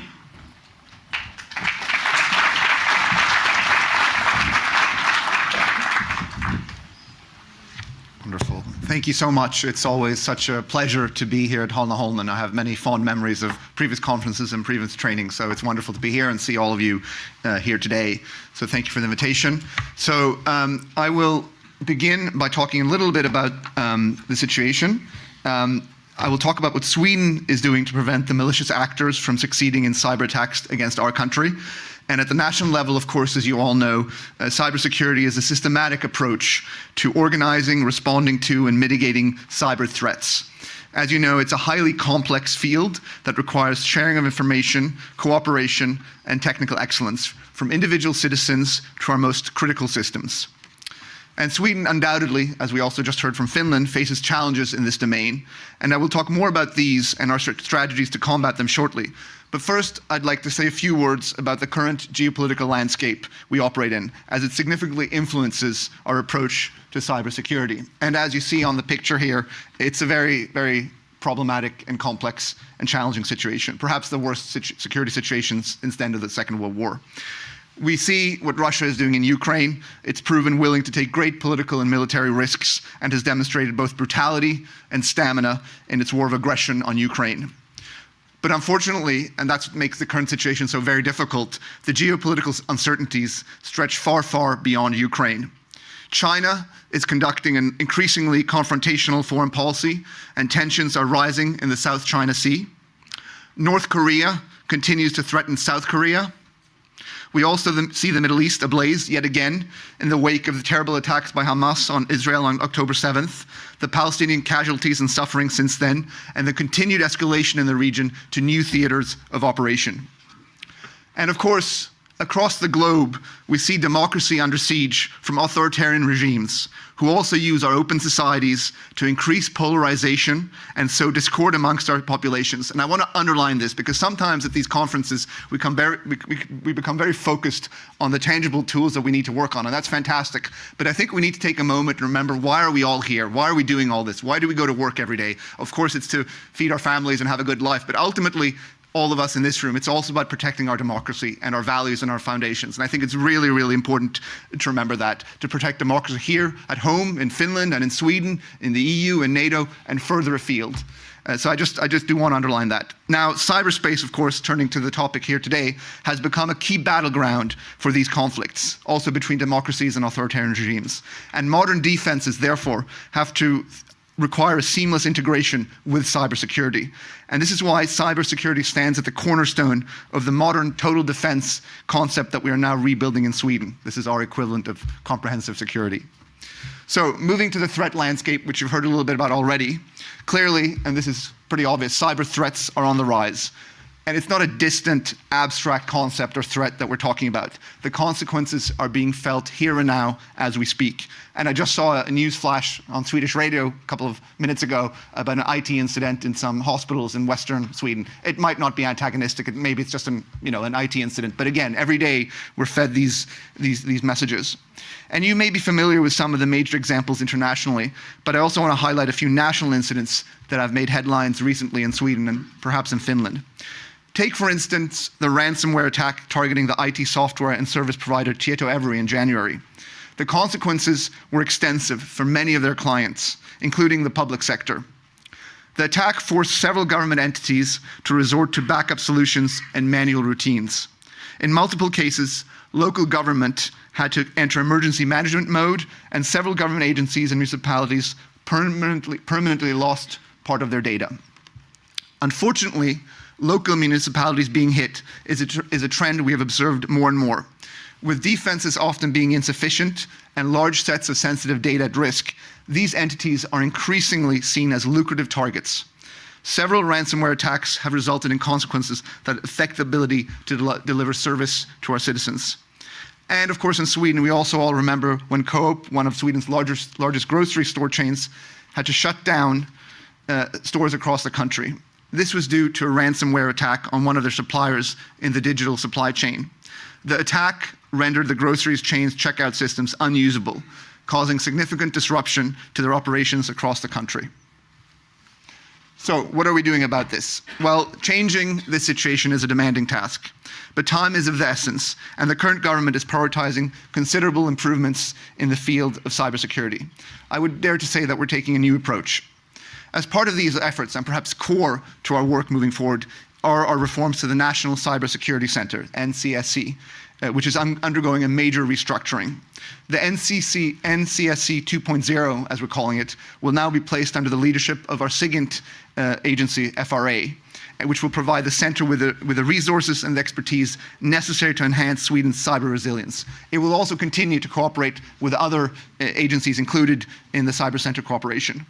This change is critical in ensuring that the NCSC becomes a national hub for cybersecurity, where public and private actors collaborate to increase our resilience in cyberspace. We're also in the process of developing Sweden's new information and cybersecurity strategy, which will set a clear direction with a concrete action plan. Our ambitions are high, with a vision of a resilient Sweden, where enhanced cybersecurity and protection of critical societal functions are prioritized. This strategy will promote deeper collaboration between the government, the business sector, and academia, and will shape national cybersecurity efforts in the coming years with a clear direction and defined governance. We also have a number of significant legislative changes underway. With the forthcoming implementation of NIS2, which we'll probably hear more about from the EU in a moment, we're working on a proposal for what is basically a new cybersecurity law for Sweden and for the EU more broadly. This law will apply to a large number of both private and public operators, encompassing many more sectors and activities than the current NIS legislation. And compared to today's NIS framework, the requirements for affected actors will be stricter regarding obligations to both take risk management measures and report incidents. We also have the CER directive, the Directive on the Resilience of Critical Entities, which is another upcoming important legislative framework, which will require measures to strengthen the resilience of certain critical societal functions. Also, in the 2025 budget, the government has allocated substantial funds to strengthen Sweden's cybersecurity. This includes the reinforcing the protection of critical infrastructure and ensuring that both public and private sectors have the tools needed to defend against cyber security threats. I'll just mention a few examples. We're continuing to invest in the National Incident Response Capability, known as CERT-SE, and have increased funding to ensure national level incident management and handling. To strengthen the cybersecurity level in the public sector, we recently launched a program to help those organizations analyze their current security posture and help them look at how they can implement targeted measures immediately, addressing the low-hanging fruit. And to address the deficit in expertise in the cybersecurity field, the government has funded Cyber Campus Sweden, which opened its doors this spring.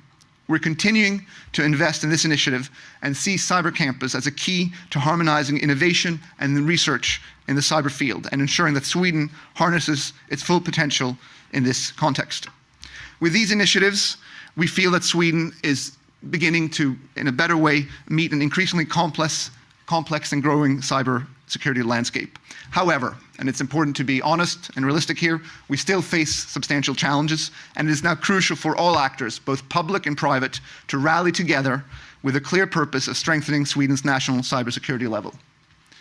A few short words about cyber in the EU, because we have an expert after me who can talk much more, but I think it's fair to say that we can continue to expect an intensified focus on cybersecurity also at the EU level. The President of the Commission has announced several new initiatives in the cyber domain. They include an increased effort on EU-wide efforts in the cyber defense sector and a special cybersecurity strategy to counteract cyber attacks against hospitals and other healthcare facilities. The concerning developments in the global context, especially in the EU's immediate neighborhood, also call for a revision of existing legislation. For example, the EU's 2020 cybersecurity strategy will be updated and adapted to reflect both recent events and technological developments over the past years. In the member states, the implementation of several cybersecurity initiatives that I mentioned, such as NIS2 and CER, and the Cyber Resilience Act, will be key ways to actually implement this at a local and national level. And finally, turning to the future, I will now not hold another 15-minute session on the future, which would be a separate seminar, but I've focused today on Sweden's efforts primarily, and our national efforts are crucial. But their significance diminishes if our international ties with like-minded partners are not equally strong. And we just heard this from the Finnish minister, the importance of collaboration. Cyberspace is a very complicated arena, and it's only through cooperation with our partners around the world that we can navigate it successfully. The threats we face, and I'm now actually repeating exactly what she said, even though we did not coordinate our messaging, the threats we face do not respect borders, and our responses must be equally formulated. By meeting in settings like these, in wonderful Hanaholmen, working together, sharing insights and experiences, we can take steps towards a more resilient and secure digital environment. Thank you.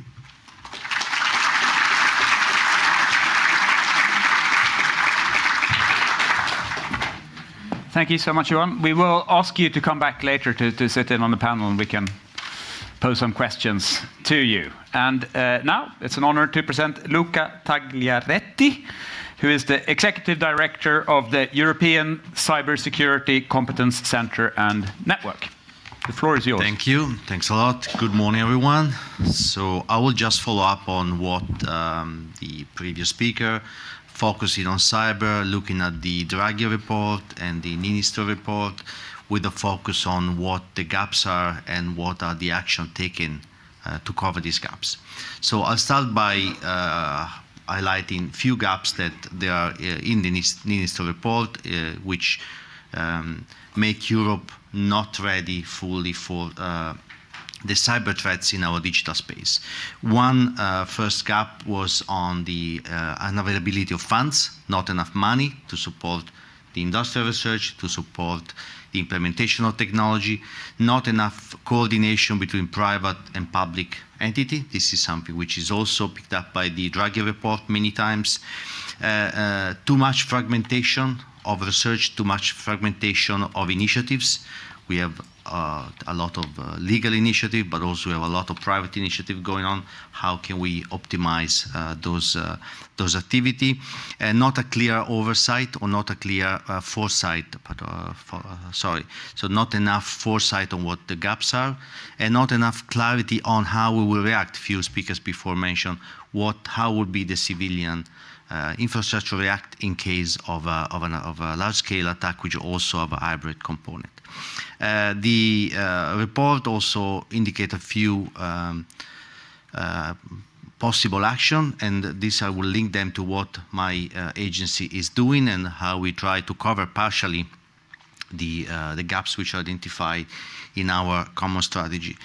First of all, we need to prepare for the worst. This is something that we often, especially when we look at civilian response, we try to focus on smaller risks, not on the global scale of risk that we are actually facing now at the European level. There is not enough sharing of information.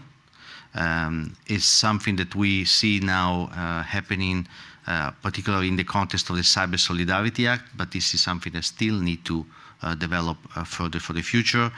There is no early warning. We need to scale up dual-use technology. We need to scale up a relationship between the European Union and the defense sphere, the civilian defense sphere in the future. So I'm particularly pleased to see that our agency, the European Cybersecurity Competence Center, which is a very new organization, it's only a month of life. I mean, the center was created in 2021, but we became financially independent only at the end of September. So we're a very, very new body. But we are really being created with tackling three of the main questions that are indicated in the report. We have been created with the idea of reinforcing the EU strategic leadership and resilience, and this particularly is looking at how we can support the economy to the new regulation. How can we support the implementation of the NIS2, the Cyber Resilience Act, the Cyber Solidarity Act, all the initiative that comes now, the digital wallet, so how we can make our economy more resilient and prepare for the future threats. The second mission of our center is to support research. We see a gap between the activity on pure research and the implementation of this in the industry. We see a gap on how we finance pure research for defense and civilians. So second is our objective. The third mission of the ECCC is to make our economy more competitive on the global market with a focus on cyber. Now, to be able to do that, we are being given three somehow tools.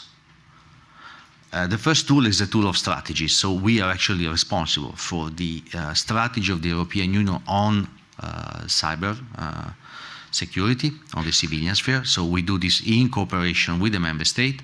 We do this in cooperation with ENISA. ENISA prepared the foresight report. ENISA feed with the information necessary to predict future threats, but the implementation is done by us together with the member state. In particular, our governance has, in addition to the center, 27 national coordination center, one in each member state, which are located depending on the different country in a Minister of Digitalization, the case of, for example, the case of Finland, or in the Minister of Civil Protection, which is the case of Sweden, in other case in Prime Minister offices. So there are 27 entities which act as our point of contact in a member state. So second objective is the research. Go back to that. Third objective, third action that we could implement is this so-called community.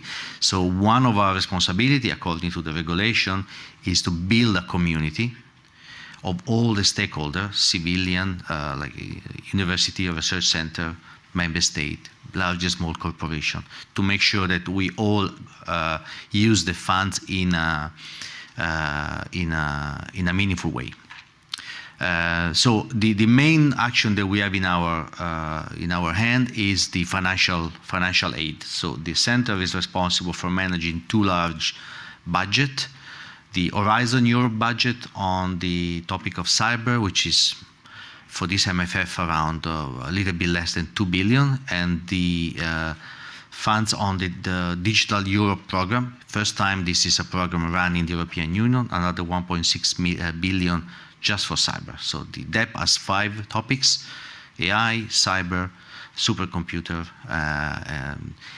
skills, and one which cover a bit of the organizational interoperability. So we are responsible for the one on cyber.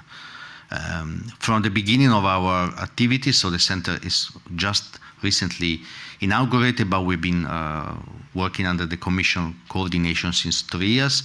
We have almost invested 700 million euro in cyber project, mainly focusing small and medium enterprise, but also focusing national support through a special mechanism of support to small and medium company or startup, and to support research centers and large corporations. So this is an important work which was done so far.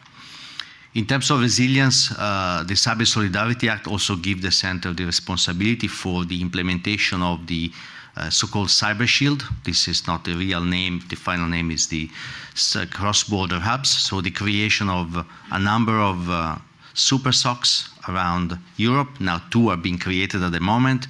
They will act as a first point of contact in case of attack. In case of cyber attack to any of the critical infrastructure in Europe, they will act as an early warning. They will share information with each other. They will collect from the SOCs within the private company and then share at national level and international level. So this is the first example of really international cooperation and data sharing. This is done at the moment between countries which are either neighbor or they are somehow working on a different level of data exchange. There is no SOC at the moment in the Nordic country or in the Baltic country. So we hope, of course, that in the coming years, the government here will also start either joining one of the existing or creating their own node of the cross-border apps of the Shield. Once there is an attack, once there is an early warning, the mechanism first of all activate a second level of response, which is coordinated by ENISA, which is the so-called cyber reserve. But the early warning, the data exchange, the mutual assistance, this is something which is already existing, is coordinated by us in the future. The third element is the element of the community. The community is a key element. The minister said before, superpower. I also like to say exactly this is our superpower.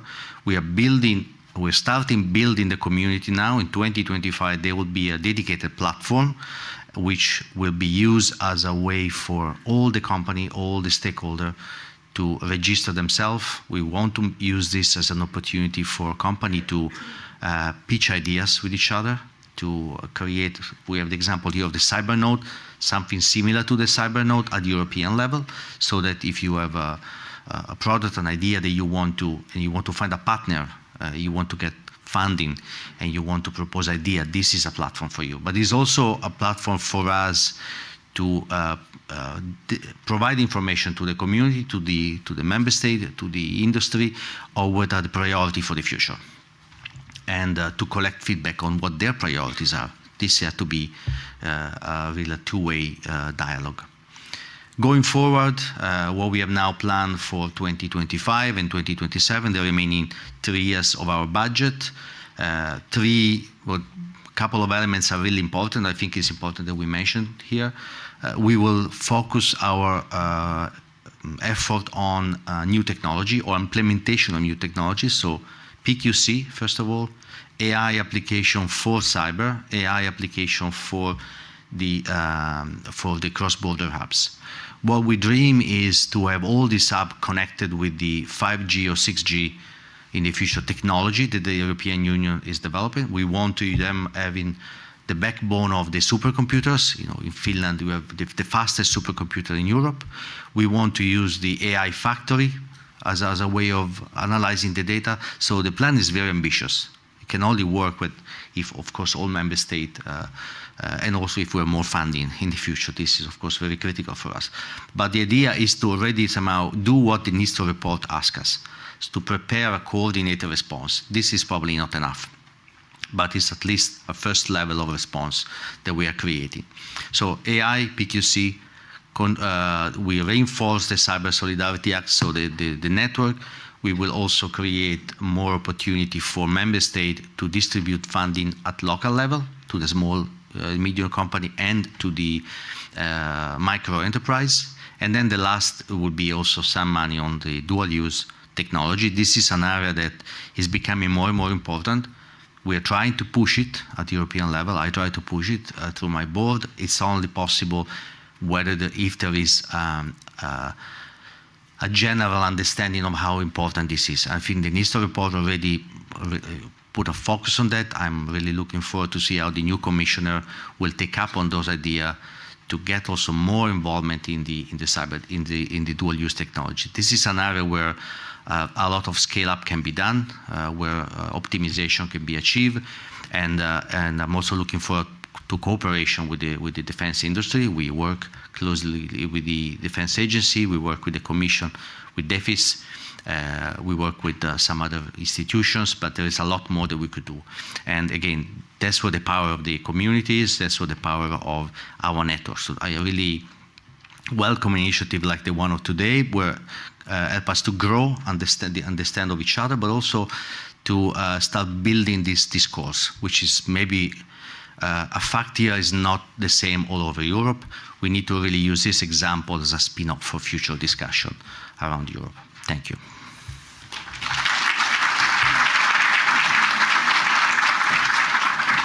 Thanks so much, Luca. Please have a seat. And Johan, if you could return to us as well. And then we will ask two further participants. And we have Andreas Aurelius, Director, Cybersecurity at Research Institute RISE. Welcome. And then we also have Petteri Sund, who is CEO of the Finnish Information Security Cluster. Please, Petteri.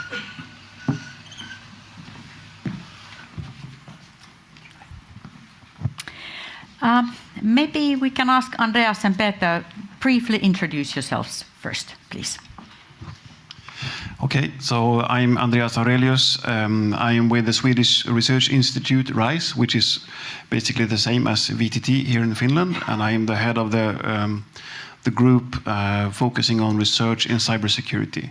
And I've been there for 2 months, so this is fairly new to me. Before, I was with Vinnova, the Swedish Innovation Agency. My name is Petteri Sund. Like mentioned, I'm in the role of CEO of Finnish Information Security Cluster, which is an advocacy organization for the cybersecurity industry that is operating in and from Finland. So essentially, we present all the organizations who supply cybersecurity in one way or another: commodity, products, services, research activities, professional competencies in this field. Thank you. Okay, now I have a wonderful panel here to talk about some technology also, engineer as I am, so I have to take the, let's say, the opportunity to ask the first question. And also linking to what was said before, I mean, we need to be more resilient towards future threats was mentioned, and also threat environment earlier in the morning, and research. And also that there are peculiar new hybrid tools targeting our let's say, soft points. And I would like to ask now that, how about the threats that are evolving? Are there a risk that there are also something new that we don't really see, that we concentrate maybe on the existing ones? And what are the most serious threats we haven't yet experienced? And of course, this is a link to the technology. I mean, artificial intelligence was mentioned, and no doubt that some other, let's say, that will also bring emerging problems with the emerging technologies. So if you could elaborate a bit on this question. Shall we start? They're probably better at starting. Okay. Yeah, technology. Yeah. Sorry. Well, if I'll start, there certainly always is a potential, and there are new evolving threats. However, might be a little bit of sort of a terminological issue as well. What we usually see is that most of the main or the major threats, they remain largely the same. However, the execution and the delivery mechanisms of the same threats, they do evolve, and they evolve very, very rapidly. If I'll give an example, for example, in this context, when we talk about cyber attacks, we've heard it, I think, quite many times this far. Let me propose something radical for the audience as well. How about if we replace the term cyber attack to unauthorized access to computer systems? How does that change the thought and the discourse we are having? Thank you. Okay, so threats. Of course, it's always hard to say which threats are coming, but I mean, we all know that. I mean, we are basically in a perfect storm where technology is evolving much faster than before with the advent of AI tools, and AI is so much used for cybersecurity, both for attack and defense in cybersecurity, and of course that will pick up the speed in how these threats are evolving. But also, I think it's important to talk about, because we talk a lot about probably the technologies, and we tend maybe not to talk so much about organization. How do we prepare our organizations to deal with threats?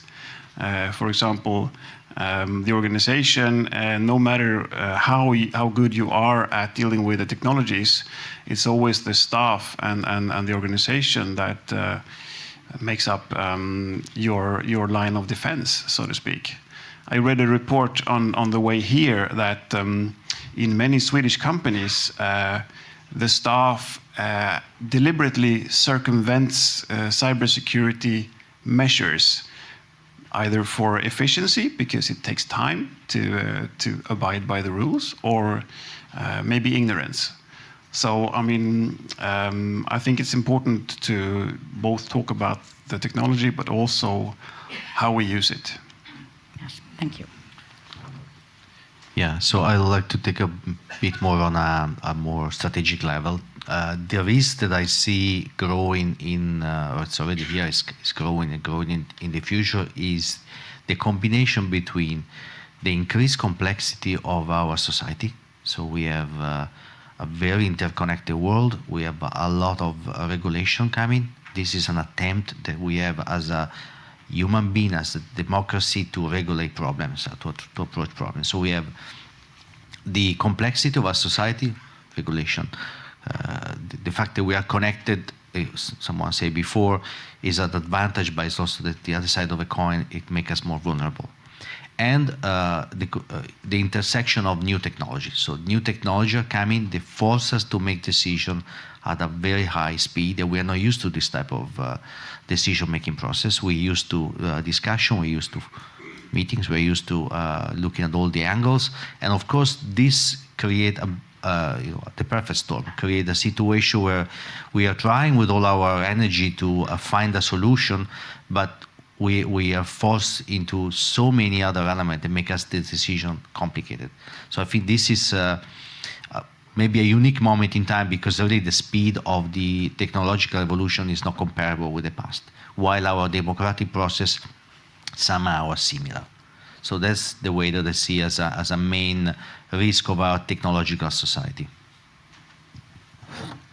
Three quick comments. First of all, I think it's important when we talk about threats to perhaps also differentiate between those we think are driven by criminal organizations and those that are driven by antagonistic or state-driven threat vectors. And why is that important? Well, they're all problematic, obviously, but the state-driven efforts can have a much more systematic probing aim and prepare for much more worse scenarios, including armed attack, right? So those are particularly worrying threat vectors. Number two, just on AI, and I'm no expert on AI, but my understanding is, as you were saying, that AI is also definitely very much increasing our defensive capabilities. I heard in one conference that it will, close some of the loopholes by, up to 95%, and it's rapidly evolving. On the other hand, more broadly, as we look at the history of human warfare, traditionally, offensive capabilities have tended to innovate more quickly, and then the defense needs to catch up. So I'm not sure, and I'd love to hear the experts here on that, where we're heading. And thirdly, just as we talk about threat vectors, I think, one, and maybe you're going to get into solutions shortly, but, prefacing that discussion, our data from Sweden shows us that one of the key ways and actually shortcomings as we try to deal with these threats is that boardrooms and management groups need to spend more time and focus more on cybersecurity. There's sometimes a lack of management attention, frankly, on these issues. You have a cybersecurity head who pushes the agenda, perhaps, but he or she may not get the full-throated support of the whole management community because they're dealing with other things like their bottom line. And I love that comment, which I got once. Yeah, we're not so focused on NIS2 because we're too focused on our commercial bottom line. Well, surely that's the whole point, right? To prevent commercial profits being, seeped away. Yes, thank you. Very true. Also, in those management rooms that I've been in, so cybersecurity definitely has come to the picture very intensively. Yes. Okay. So, Johan, I'd like to pick up on something that you mentioned during your presentation, and it's cyber campus, the need for more competence in the field of cyber security. And Luca, you mentioned something about the speed, and we need to develop much faster responses. So I'm thinking here, one is sort of the practical expertise working with that, but at the policy level, do we have a good enough understanding of these highly technical issues? Is there a problem? This is not unique to cyber, but maybe particularly here because of the complexity. Is there a need for a sort of a cyber campus to educate the policy level to facilitate this kind of rapidity and policy response? Well, then I start and I leave the policy to the government. But well, there is definitely an effort in this regard with the creation of standard curriculum. So we have now a standard European curriculum on cyber expert. We have the Digital Skill Academy, which is also running now for a few years. The commission, President von der Leyen created a commissioner on skill and development. So there's something that clearly there is a focus. Maybe one way could be that we do not consider this profession we don't have to really need to have a university degree. We could maybe think of a way of finding a middle level somehow of technical expertise that we could easily or quickly train. And also we should look very much into reskill and upskill of the current workforce, because that's a key element of our effort to make sure that we have enough skilled labor for cyber. The latest statistics they say that we lack 500,000 IT professionals. Now, I don't know whether this is with the advent of AI and so the shifting of some of these profession from programmer to different type, maybe this will change, but this number is still very, very high. Yeah, thanks. Great question, Karl. I think definitely, obviously, we need to spend more on education. We need to produce more IT professionals. It's another challenge, of course, as you probably all know, is the challenge of the public sector being able to track that competence, that human capital, given wage structures. So it tends to be that a lot of the talent goes into the private sector. But so we need to work on that, create incentives for people to join the public sector and the policymaking process. I think you're spot on with your comment that I think more broadly, the more technical a subject, the more difficult it is for policymakers and politicians, frankly, to embrace it, because in the political world, I'm not an elected politician, but my understanding is that more broadly, the more technical subject, the less likely you are to win an election on it, and hence you will spend less time on it as a politician. So that's why it's even more important. Like, I don't think any election has been won on cybersecurity in the past few years. Maybe it will. Let's see, inshallah. But I think it's important that policymakers are trained absolutely more on cybersecurity, and also politicians, so we can more adequately address these challenges. But then we need to get that talent into the public sector as well, right? Thank you.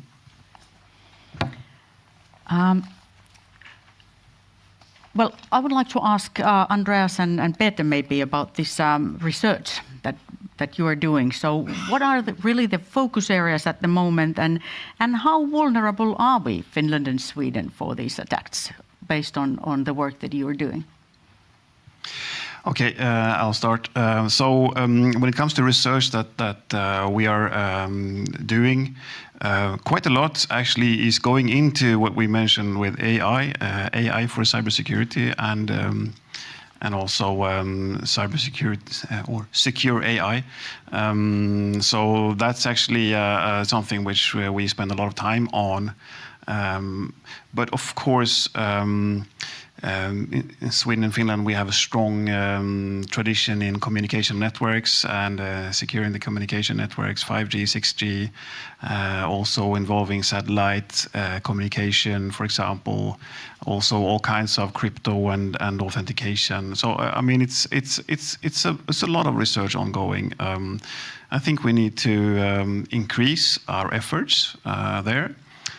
And also maybe increase our bonds. We have very strong bonds between Sweden and Finland, and I'm really happy to see that. And just an example of our joint collaborations. I mean, when I was at Vinnova, we had very, very close collaborations with Business Finland for trying to have a stronger voice in the EU when it comes to giving input to the next work programs, what will be there, because usually Swedes, we have a tendency to be a bit timid and not speak up so much. But I think together with Finland, we sort of find the strength to be able to push our ideas, and that's something that I think we can do a lot more and be a lot better with. 3 points come to my mind. Firstly, I think it goes without saying that also in the field of cyber, research activities are always needed. Technology enhances science, enhances all the time. But at the same time, in our view, that's not the biggest challenge for the Nordics, Finland, Sweden, Europe even, because essentially many of the sort of foundational drivers we do understand quite well. What we are actually lacking is the sort of productization part, commercialization element in the research activities. This is what we are actually lacking. And the fact is that our competition is doing this much better. And hence there is also the increased economic competitiveness, which means economic prosperity, which means the most important element in our security posture. If we don't have economic security, we don't have security. And that is really one of those significant elements. It has luckily been identified rather well in the context of EU. If we look at, for example, the key messages from three wise men, Letta, Draghi, Niinistö, so forth, it has been also identified in, for example, in Finland in our government implementation program for the election term. So these are there, but what we are seeing is that, for example, as Business Finland was mentioned, and this is not criticism, of course the effort is there, but we don't yet see the kind of implementation that is needed. So the sort of taking the last steps, like it was in 1969, the most difficult step to land on the moon was actually the landing part, not the flying part. So that's where we are really needing more focus and more effort. Yes, please. If you can just add an example, we, in terms of development of technology, when we look for a company who want to propose projects on the PQC, we very rarely find any. So we have several calls unanswered because there is we don't really know whether there is no interest in the market because obviously we pay 50%, we don't pay 100%. So it's more than what a bank would give you anyway. So we don't really know why there is not interest in funding or receiving funds for this type of technology, which is something that we really would like to get more support. I mean, also from all the entities that you represent. So try to make clear, publicize, create awareness of the fact that we can together find technical solution. May I quickly respond to that? Firstly, I think you answered part of the problem. 50%, it's not enough. When companies are looking at the situation, they calculate the bureaucratic burden, what comes with the project management, plus that they also consider quite sort of heavily on the competition, cross-border cooperation. What are the elements that can be the most highly sensitive technology, for example, strong encryption and so on? What can be actually shared? Who can we work together and so on? So these are the elements why there are no applications for the funding. Maybe finally, an element of the fact is that because companies really need to be streamlined, the best way to do the RDI part is with the customer's money. And that's why, because that is the most streamlined way you can ever do it. And just make a quick comment on the funding element. I mean, one of the key challenges we see, aside from lack of management attention, is for many smaller entities, certainly in Sweden, I imagine it's similar in Finland. If you're a small municipality, you might at best have 1/4 of a person working on cybersecurity, and you certainly don't have a lot of spare cash in your municipal budget to invest in new infrastructure. So a key issue here is how do we deploy additional capital funding to smaller entities, both smaller companies, SMEs, but also certainly smaller government entities or municipalities, and that's something we're looking at. That's why in the budget for 2025, as I mentioned, we're now looking at how do we understand the critical challenges for those municipalities and how can we find collective solutions, not one size fits all, but maybe there's a similar solution for many smaller municipalities, right? Yes, thank you. Just one sort of issue that I've been thinking about when it comes to cybersecurity is this. I mean, we have a number of incidents. I mean, we have an innately vulnerable digital infrastructure, but still we haven't seen these kind of mega catastrophic attacks yet. So we have this issue, as Johan kind of alluded to, or well, you didn't allude to it, you stated it, that now, I mean, before, if the primary actors were sort of out to make money or just to gather information, in future we might have state actors who really want to cause really serious damage. And we have this dilemma then with the innate vulnerabilities. So in terms of deterrence, I mean, what is the thinking here? I mean, one is to protect, but another thing is to deter against. So what is the sort of the possible policy space here? How could we really step up in that space? If I'll start, two things that I would like to sort of bring to the attention, although recognizing what the dear colleague Johan mentioned already, that indeed the fact is that sort of financially motivated criminal actors are not the same as governmental actors. That of course goes without saying. But at the same time, while we are recognizing that, we should also understand that the tools of the malicious actors are in fact the same. So they are using the same technologies, the same tactics, the same procedures, and so on and so on. The real difference is that there is a level of intensity, resource, time, and so on. That makes the sort of biggest difference. And on the other hand, if we take the sort of the side of us who are protecting against these threats, the fact also is that we all share the same. It doesn't matter if we are talking about military defense organizations like in various countries or companies and so on. The solutions are the same. So hence, instead of, for example, we have the topic here today as our discussion is cyber preparedness. What I would like to suggest is that how about we talk about digital risk management?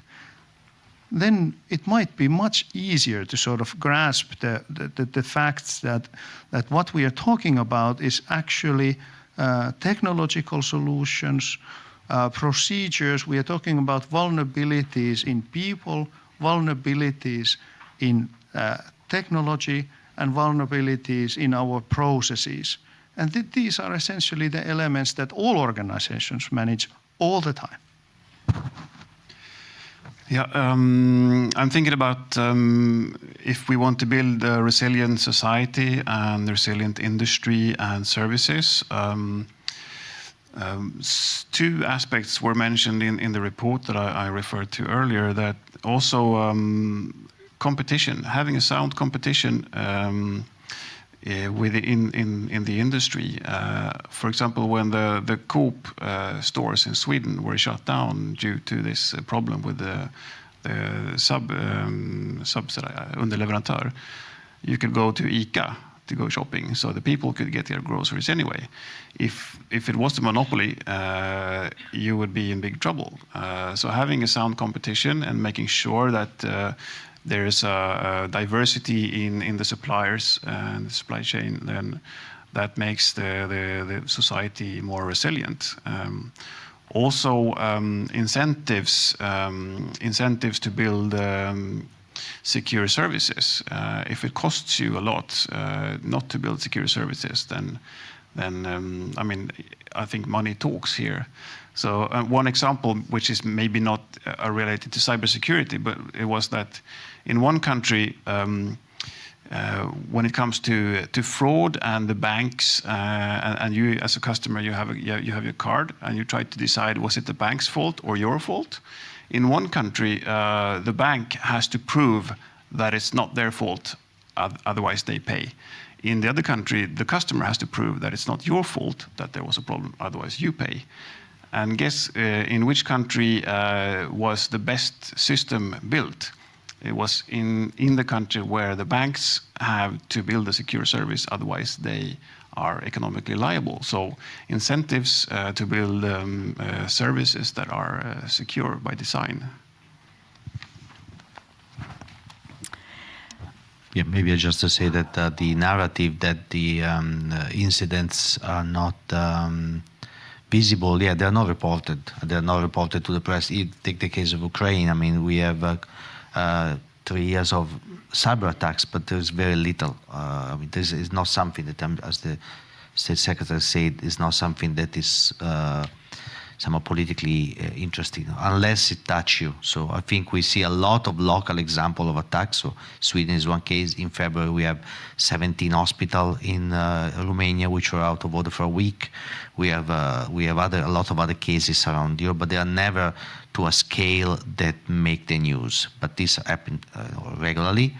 I think we need to somehow shift from, together with preparedness, and many people say here, the resilience is very important. We need to build a system that when an attack happens, you're able to restore it, the functionality as soon as possible. And I think this is what we have seen and we will see more and more in the future. So just, you asked about basically offensive cyber capabilities. You talked about deterrence. Now that's something that most states keep very close to themselves. So I'm not really going to say much. The only thing I would say is it's obviously quite difficult to deter criminal actors because we don't really know where they are, and we have law enforcement that tries to pursue them. And I think there it's very much, as the expert said, it's about building up higher walls and defensive capabilities. But obviously in the field of state, international relations, there's obviously scope for what you talked about. And yeah, that's probably all about I'll say on that. Okay, thank you. Yeah, I think we have time for one question from the audience. Rapid question. Very rapid question. There must be something burning over there, please. Thank you. Anders Gardberg, representing Saab in Finland. And first, I have to counter Peter's approach on Business Finland, is saying that at least now in Finland, Business Finland has realized also the need for support for dual-use companies, for instance, supporting the digital defense ecosystem. But then also on, Andreas, you mentioned that you worked for Vinnova. So how would you see the possibility of having a Finnish-Swedish cooperation looking on the defense and dual-use and defense industry in both Sweden and Finland and cooperate on that one? Well, I should say that I'm not with Vinnova anymore, so I can't speak for them, of course. But I think in all areas related to sort of the digital technology sector, I think we have extremely good opportunities for collaboration between Sweden and Finland, and I think we do collaborate on all different levels. I was glad to hear a previous speaker talk about all different levels, because I mean, I think on the agency level, like Vinnova and Business Finland, those two entities are quite free to sort of, I mean, they get an assignment from the government, of course, but within that assignment, they are quite free to sort of propose and to form the programs. And I know that Vinnova has a program now on related to civil military technologies and convergence. I think that it would be very a good possibility to do that in a Nordic context or a Swedish-Finnish context. Why not? And I think also I want to mention that a good way of starting these collaborations is usually that maybe you don't need to wait for the government to initiate or to do a top-down approach and a strategy or pointing with a big hand, but either on the agency level or on the research institute level or regional levels, that you initiate these collaborations, because if there is already a strong collaboration and strong cohesion and strong bonds with a big opportunity, then it's very easy for the government to make a decision to sort of support this or keep supporting this. Great. Super mega quick. Yeah, just if it's okay, I'll just respond quickly to yes. Thank you for the comment. Definitely, that is the case, and what I was unclear with my response. It wasn't only about Business Finland per se, nor Finland even. All in all, what I'm saying is that we have unfortunately put a lot of resources and time in the near past as well on activities that are not sort of prospects for commercial ends, and that's essentially one of the challenges what I wanted to highlight. But thank you for noting that. Thank you. Thank you so much to our panel.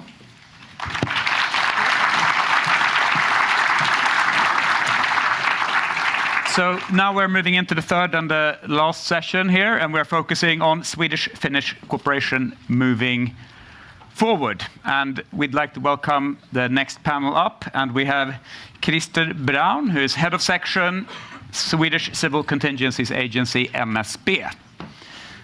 And we have Abigail Choate, acting head of Center for Societal Security at the Swedish National Defense University. And then we have Katri Liekkilä, Head of International Relations at NESA. Welcome. And also Kari Pelkonen, who is Special Advisor at the Secretariat of the Security Committee. Welcome. And our panelists will start with a short introductory comment, and please go ahead. Yes, first of all, thank you very much indeed to be here, and thank you for the Hanaholmen for invitation. I have to say that I have to echo many of the previous speakers because we are in the same page, so to say. But I will start saying that ties between Finland and Sweden are closer today than ever been before. We are sharing a similar approach to security. Swedish total defense, with its leadership integrated to the Minister of Defense, and Finland's comprehensive security model, guided by the Security Committee, has many similarities. In Finland's comprehensive security concept, the vital functions of society are jointly, with the collaboration and cooperation safeguarded by the authorities, private sector, non-governmental organization and citizens. As in the President Niinistö just published, the report was mentioned, the lines between internal and external security are increasingly blurred. So it is natural to look Swedish-Finnish cooperation through the comprehensive security classes or lenses, what I'm going to do. I would like to approach our cooperation with 3 points or dimensions. Three points are cooperation in the EU context, cooperation in the NATO context, and bilateral cooperation. I will start with the cooperation in the EU context. I would like to highlight some topics for the forthcoming cooperation where we could influence in the Brussels together. We both countries understand the importance of risk assessment, and especially when this comes to Russia. To support the Commission work to develop a comprehensive EU comprehensive risk assessment, as President Niinistö recommended, would be basis for the next steps of the EU comprehensive preparedness. And I have to say that I have to echo what the Prime Minister said, our Finnish Prime Minister said just before. Define EU-level vital societal and governmental functions for which continuity needs to ensure would be benefit for both of us. It would be good to have a common policy areas where we could support the Commission work to put the EU on track for comprehensive preparedness. In general, we can bring together to EU our expertise in preparedness based on our cooperation. Next to cooperation in the NATO context. With Sweden and Finland as NATO allies, the conditions for the security cooperations are stronger than ever. I would like to raise one issue from the resilience perspective of NATO. Allies' resilience is a central pillar and critical enabler for the alliance collective defense. One of the core tasks of NATO's civil preparedness is civil support to the military. When the military plans in NATO are coordinated and integrated, we should also coordinate our national civil support to military plans. This will be part of both nations' host nation support and is cross-border integration. This will ensure continuous the civil support to military in the cross-border operations, and in that area there's still work to do. But we have already taken first steps on that. This autumn we had in Finland NATO resilience expert consultation meeting where we discussed with the NATO officials about national resilience goals. Normally this kind of consultations are organized bilateral with the NATO. However, this time we had a joint meeting with Sweden. That was a good example to NATO of our deep bilateral cooperation. Generally, we can bring together to NATO expertise in comprehensive security and its necessity as an enabler to the military operation. Finally, to our bilateral cooperation. I will start underlying that the membership in EU or NATO doesn't exclude the importance of our bilateral cooperation. The list of the ongoing cooperation issues is very long and wide-ranging. where we are working very effective way together, especially in the area of security supply preparedness. I would like to point out one topical issue for our societies and where we can do even more in the future. The resilience of critical infrastructure and especially the protection of underwater infrastructure. Underwater infrastructure, pipelines and cables, as a cross-border infrastructure, needs special arrangements for the protection and resilience. EU's said directive, Critical Infrastructure Resilience Directive, and its national implementation gives a good framework, but there is a need for additional arrangements with the cross-border infrastructure. In the end, I would like to quote President Niinistö and his report. It says, "It is time to put preparedness at heart of EU's work." Yes, indeed. Yes, indeed.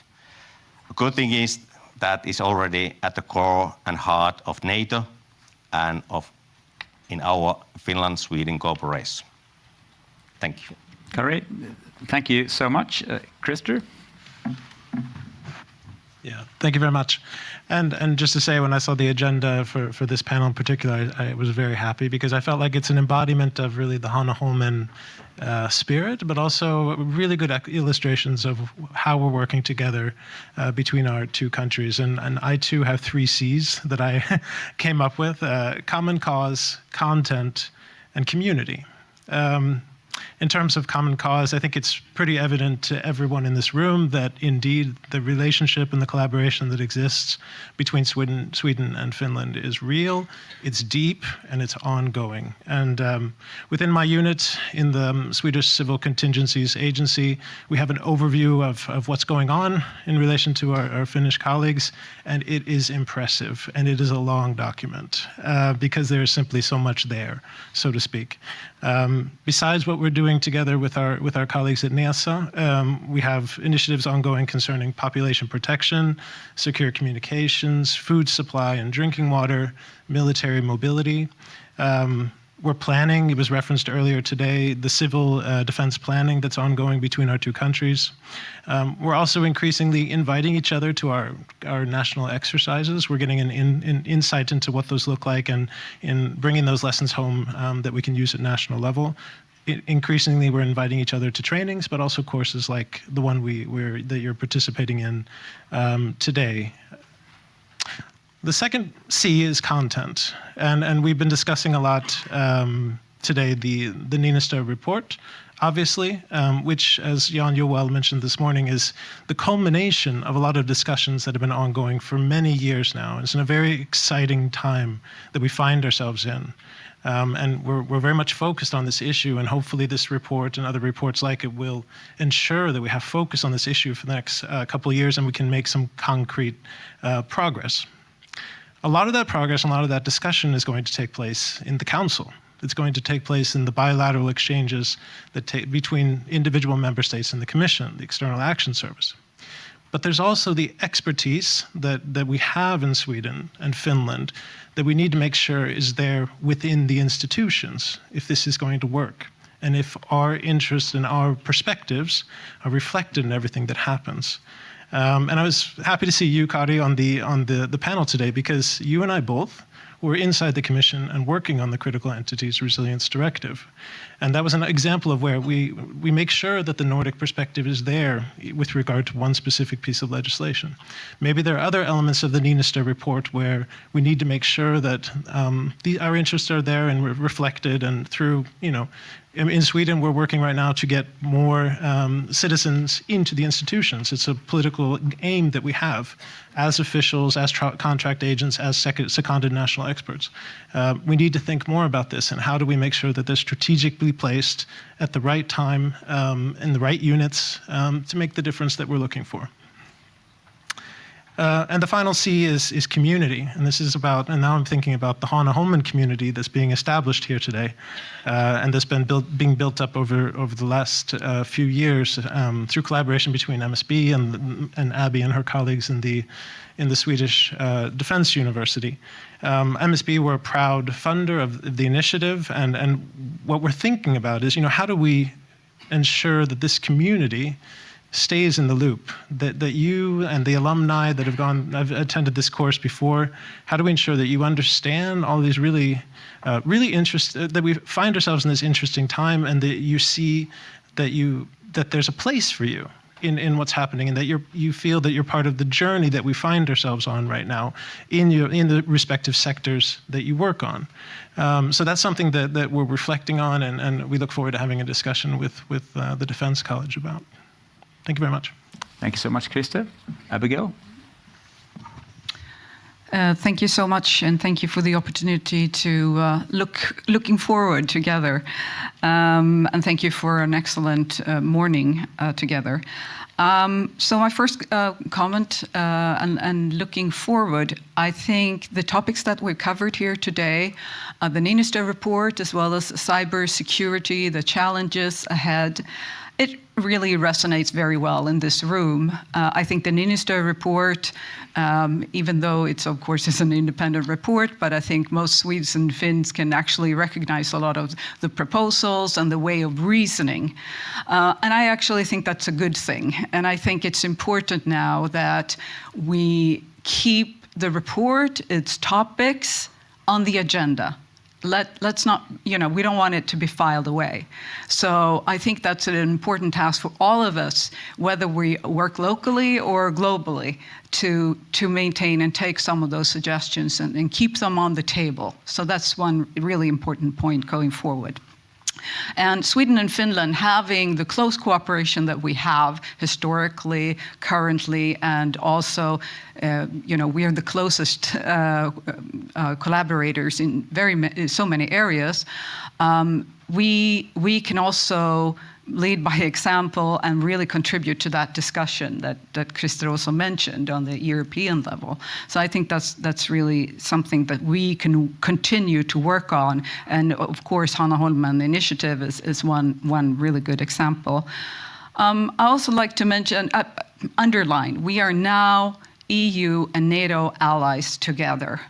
And I think it's important also that we can see that we can expand and deepen our collaboration also on a local and a regional level. And I think it's also important to, we have new structures now. We need to work also horizontally, northern Sweden together with northern Finland, but also, perhaps include Norway in the future. I think that's really an important way to deepen and move forward. We have to look at new ways to collaborate. So that's something I think it's quite important moving forward. And of course, coming from our university, I think it's important to highlight some of the things that it's mentioned at the Niinistö report, but also by the previous panel when it comes to cybersecurity. We need more education, we need more training, we need exercises, and I'm glad that the Niinistö report also highlights this, that on all levels this is really, really important and a really important tool going forward. And it's important, Kimmo mentioned the silos. It's important, of course, to work crossover, but the expertise are in the silos. And as many pointed out, for instance, in cybersecurity, there's an increasingly demand of experts, and that's something we really need to nurture. And like the Swedish Defense University, we have Cyber Challenge training for our students. We have to start with the students as well. And going forward with all the participants here today, you are the coming ambassadors on how to work forward. In conclusion, I think there are so many things that we can do more of and new arenas, and I think Hanaholmen initiative, we can sort of lead the way by example. Thank you. Thank you. Abigail, Katri? Thank you, and thank you for the event so far. It's been a pleasure to be here, and now joined by colleagues, and I see many of the things that I have listed on my paper have already been said, so I'm going to echo and double your messages. I could talk so much about the concrete, practical level exchange and cooperation we have between Finland and Sweden, not only in security of supply, but in preparedness in general. But perhaps I use this opportunity to elevate the cooperation that we have, what we can do in the future, maybe on an EU level or NATO, but to do together to get more out of it.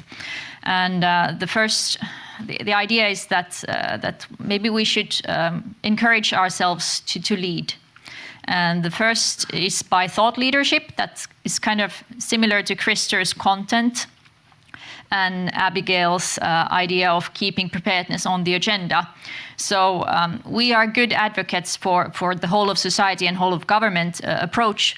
But I really liked the first panel and Jan Juul's words on respecting the preparedness arrangements that are in place elsewhere in Europe.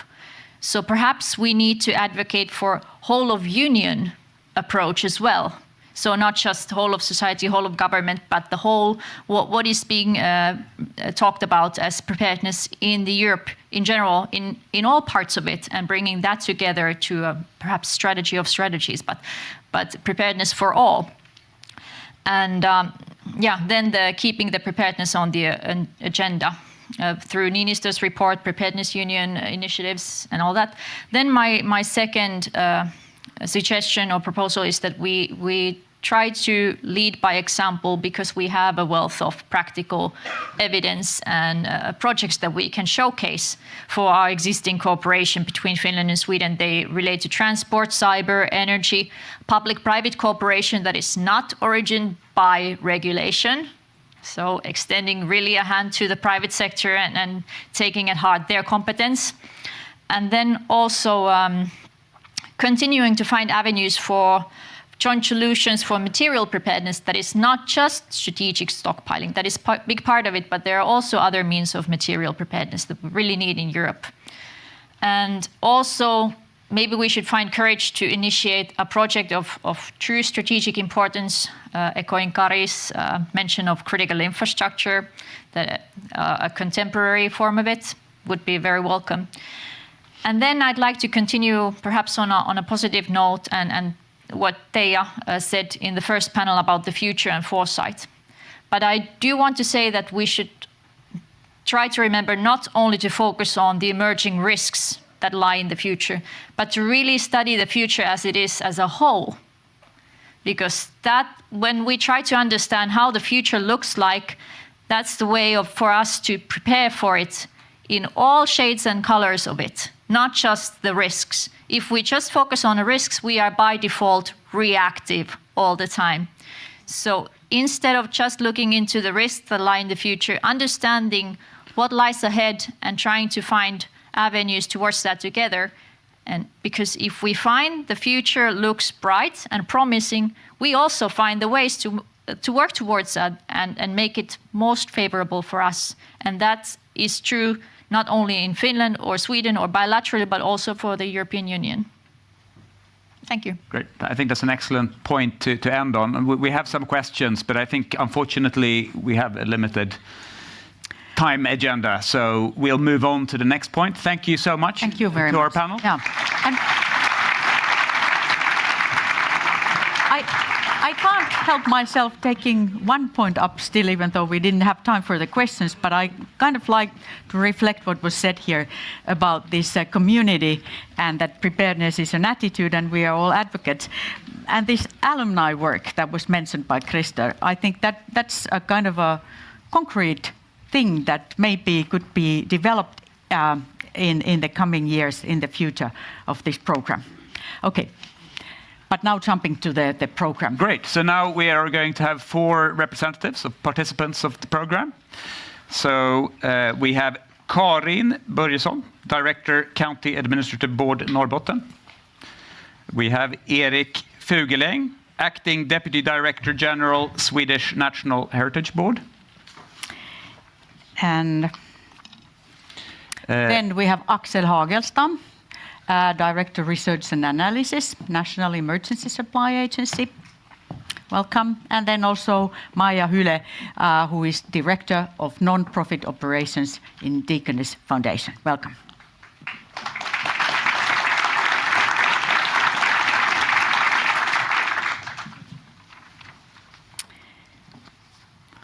So we sort of follow a similar format to some extent here in this panel, that each of you will get a chance to sort of discuss. And we start with Karin, and you're going to focus on Nordic collaboration, I understand?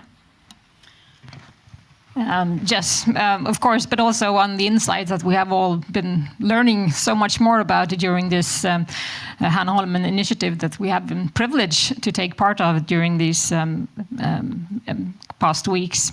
And I think coming from representing the north of Sweden and also the civil defense area in the north of Sweden, where we have an ongoing collaboration with Finland is very close. We have a long border together that we always value, and we also have a deepened cooperation between us, and it's going on a day-to-day basis.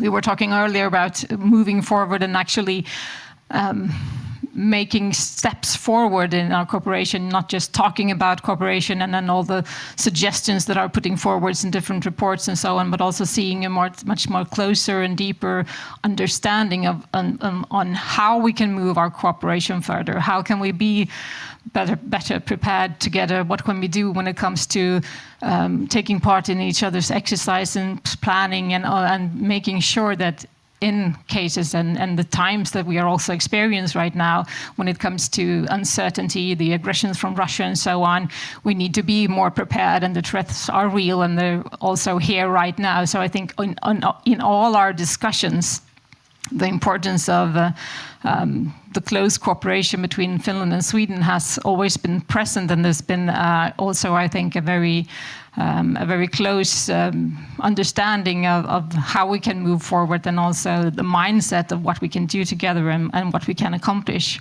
But also in all of ours, as has been stressed here on stage so many times today, of course, the Swedish and Finland cooperation is very important, and I think that for us in the north of Sweden, for example, the lessons from the pandemic, when suddenly we're always used to being not even noticing the borders between our countries, and suddenly they were closed. And that was a very harsh awakening, and what that meant, and also what we have to do to repair it. And I think in all our discussions we have stressed the importance of the cooperation, but not only the cooperation between Sweden and Finland, but the Nordic cooperation, the Nordic context, and how we can evolve and also include the other countries. And then we have, of course, the situation where the EU, which has also been stressed so many times, and the NATO context. And the NATO also gives us now new possibilities to deepen our cooperation and also go forward with our joint planning in a ways that we haven't really been able to do before. And now we can all do it because we're all the Nordic countries, members of a new common alliance, the NATO alliance. So that's been stressed out many times during our program, and it's given us, I think, valuable insights on how to move forward. So if you would sort of cook down to sort of distill it sort of into a small nutshell, I mean, what would be the key takeout of the Hanaholmen experience for you so far? I would say the deepened experience that we always have a sense of that we are alike, similar, and so on. I mean, there's much to learn from each other, but really understanding on a much deeper level on how to do it. Not just that we need to do it, but also how we can do it. And I think I'll leave the word to Axel, and perhaps he'll elaborate on how to do it even more. Shall I? Thank you. Yes, please, Axel. Well, first of all, I want to thank my course colleagues for the very fruitful and very invigorating discussions that we've had. It's been like having a, what do you call it in English, ball plank, for testing ideas and testing concepts. And I think that it's hard to boil it down to 4 minutes, but from my perspective, I think an important lesson has been that we share more than we don't. And I mean, we share vulnerabilities, but we also share way and the mentality how we should approach these vulnerabilities. And as a consequence of this, and in the same spirit as Karin, I think it's important to look at our region and our two countries and the larger Nordic region, not as three different countries, but as one area with one area, one market, really, and a lot of security of supply related issues are market driven. We have to remember that. We need one plan, not three different plans, two or three different plans, but one. And I think we're starting to get there, and now we need to think about how to put this plan into practice as well. Another thing that for me has become more than evident is that in times of a significant, severe crisis, where possibly the threat of being isolated up in the north would become a reality. Again here, and as previous panelists very well put it, that we may become an island together, not just a Finnish island or a Swedish island, but a Nordic island. In this particular sense, from a logistical point of view, from a market point of view, from a resource and capability point of view, the Swedish industrial base will be the evident motor of maintaining critical production in our region. And I think it's important to take this as a planning outset, where in the spirit of making and having one plan, we think about security of supply and continuity of critical functions together, where we can support in a material preparedness fashion each other with joint stockpiling, but not only joint stockpiling, but ideas about joint procurement for a crisis situation, joint production reservations, alternative production plans where we can lean upon each other's industrial capabilities more than we do today. And this would, of course, require looking at import vulnerabilities, where and what do we need to stockpile? Should we be able to stockpile jointly and on each other's territories in order to be able to look at this production capability in a severe crisis from a one plan point of view? This to me was a very clear conclusion from our very fruitful discussions. Thank you. Thank you. So if we move on to Erik, what would you like to share with us? I thought I would shine a light on a quite specific field that might be somewhat of a blind spot to a lot of us, or some of us, but definitely not for those who aim to harm us. We all know that culture and cultural heritage is damaged within war. We should also know that the destruction of cultural heritage doesn't just occur because it's in the vicinity of a military target. Cultural heritage has been destroyed and also weaponized in many conflicts over time. And if we look at not only how, but also why, for example, the Islamic State chose to destroy cultural heritage in Syria or Iraq or Libya, or why Nazis eradicated or stole cultural heritage from Jews or Romani people, or why Russia acts as they do in Ukraine today, we can hopefully learn to understand that the destruction, abuse, and looting of cultural heritage is a strategic and a deliberate antagonistic act, striving to dehumanize, destabilize, delegitimize, and erase entire ethnicities and all forms of historical or culturally based identities, unities, and communities. And strategic misuse or misinterpretation of history, replacement of statues, renaming of streets, or even reconstruction of very specific cultural properties can also fuel war or make us believe that Russia is the rightful power even here.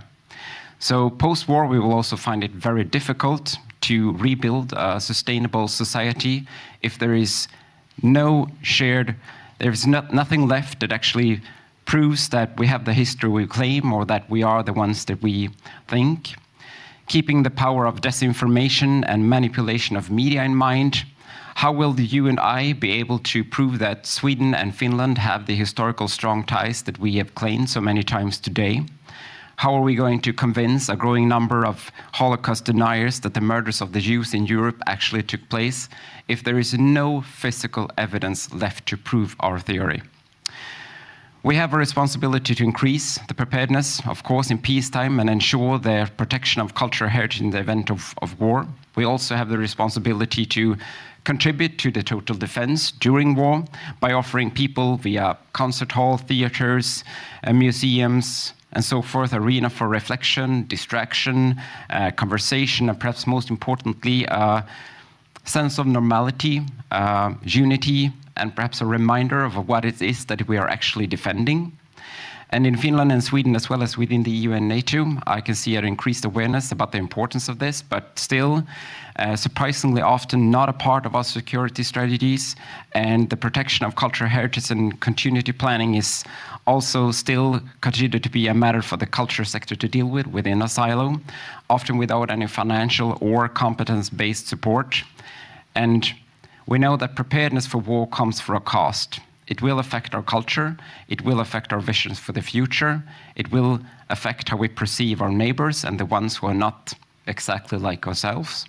At the same time, the investments we must prioritize in order to equip us for war will inevitably take away from our opportunity to offer schools the chance to visit museums, offer children the opportunity to explore or develop creative abilities, free thinking, critical thinking, and we will not have access to much of the art, culture, cultural heritage, and meeting places that we need to build and maintain an open, democratic, and aware society that makes us unique and resilient. Thanks so much. Now, Maya, you get the final word. Thank you. It's really easy to continue where Eric stopped. We discussed a lot about the will to defend and really the fact that what are we really defending? And I think it was mentioned already by Teija in the beginning, and also Johan mentioned it as well, that we have to be very clear on that we talk about our common values, we talk about democracy, we talk about unity, we talk about solidarity, equity, all of those,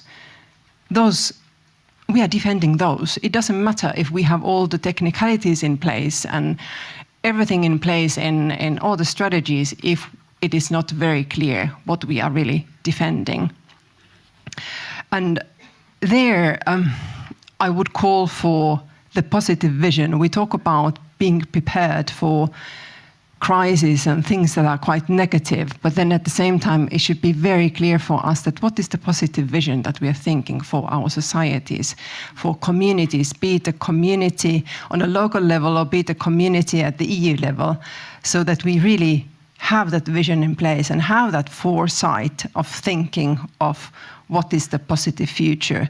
And here I'm thinking of our youth that are listening the discussion what we are having at the moment, and we hear that the young people think that the future doesn't look very bright, and it's our responsibility to also build and create the vision and pictures of the future that is positive, and that's what we are preparing for, what we are defending. And I really call for that the political discussion at the moment in Finland is quite polarizing, and that is also the polarizing and quite harsh discussion what we have in the political arena at the moment. It's kind of giving justification for a polarized and harsh discussion all over in the society. And I think we need there a bit of a contra-culture that we have to think of what we are defending for, what kind of future and society we're really building. And I really think that the words are so powerful and we have to think them carefully, not being naive, but thinking really what we are defending for. And I would like to say that society is viable only when it's able to think of a positive future for itself. And that's what we have to be very clear of. And that really echoes what Katri said at the end of the previous panel as well. We need to look at the whole picture, not just the risks. Yes, that was a very very important end comment. Thank you for your learnings. I think time is running, so we have to move on. Thank you very much, participants. Thank you so much. So now we're on the final point of the agenda, right? Yes, that's it. And we actually will conclude with the diploma ceremony for this year's participants in the Hanaholmen Initiative Executive Education Program. So we warmly welcome two special guests. One special guest we've seen already, but we have also Peter Hultqvist, who is the chairman of the Swedish Defence Committee. Welcome, please come to the stage. And of course, Gunvor, Kronman, the CEO of Hanaholmen.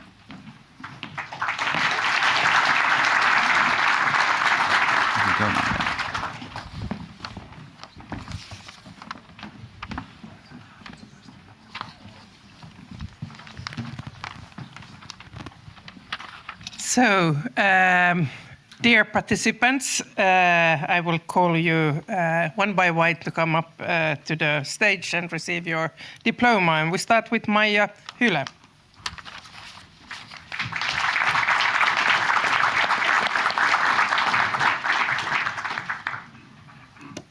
perfectly in time.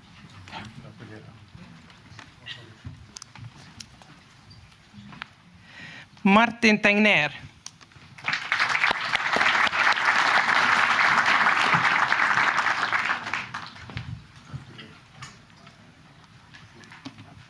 Tiina Turnala.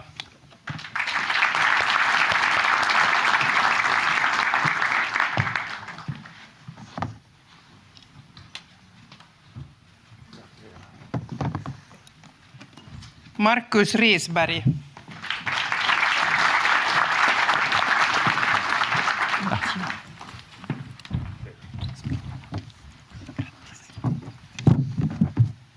Noora Beruba.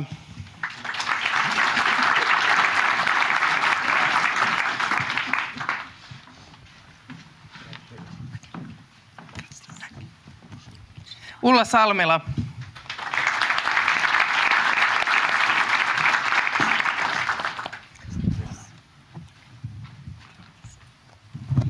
Erik Fugeleng.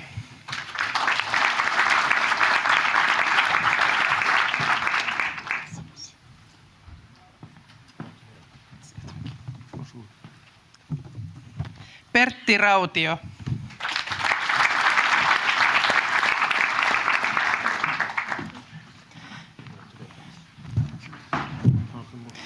Katrin Granenius.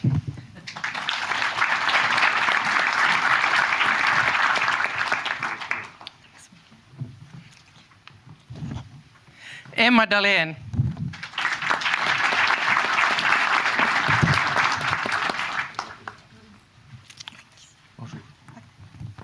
Karin Börjesson.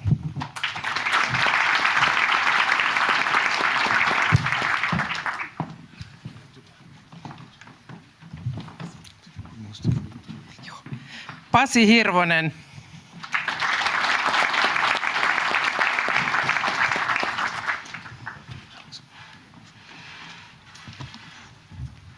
Marianne Nissilä.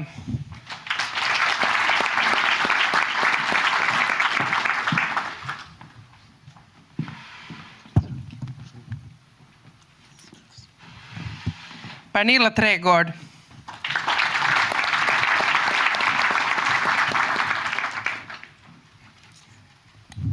Axel Hagelstam.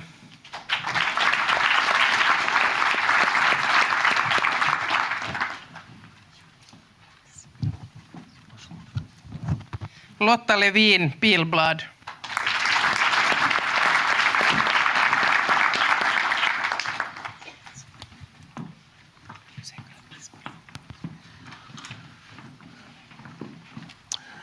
I want to congratulate you, all of you, and wish you luck in the future. This education you have been through is very important for the connection between Sweden and Finland, and also to work for stability in our part of Europe.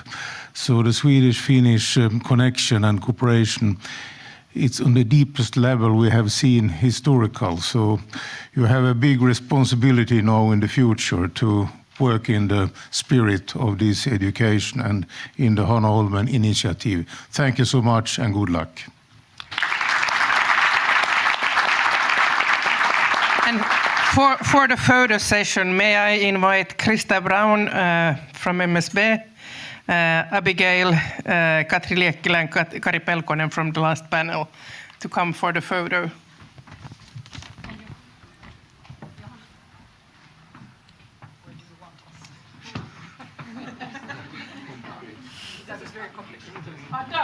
David, where is David? Lysholm. Oh, there.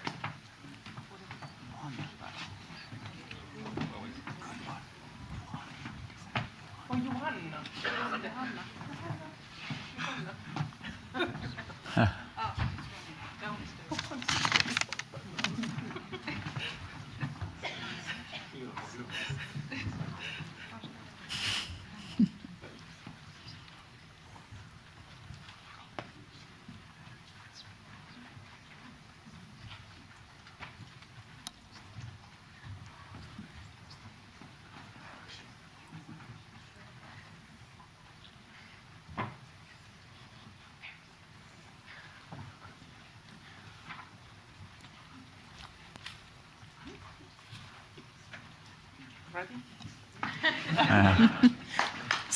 Time for lunch.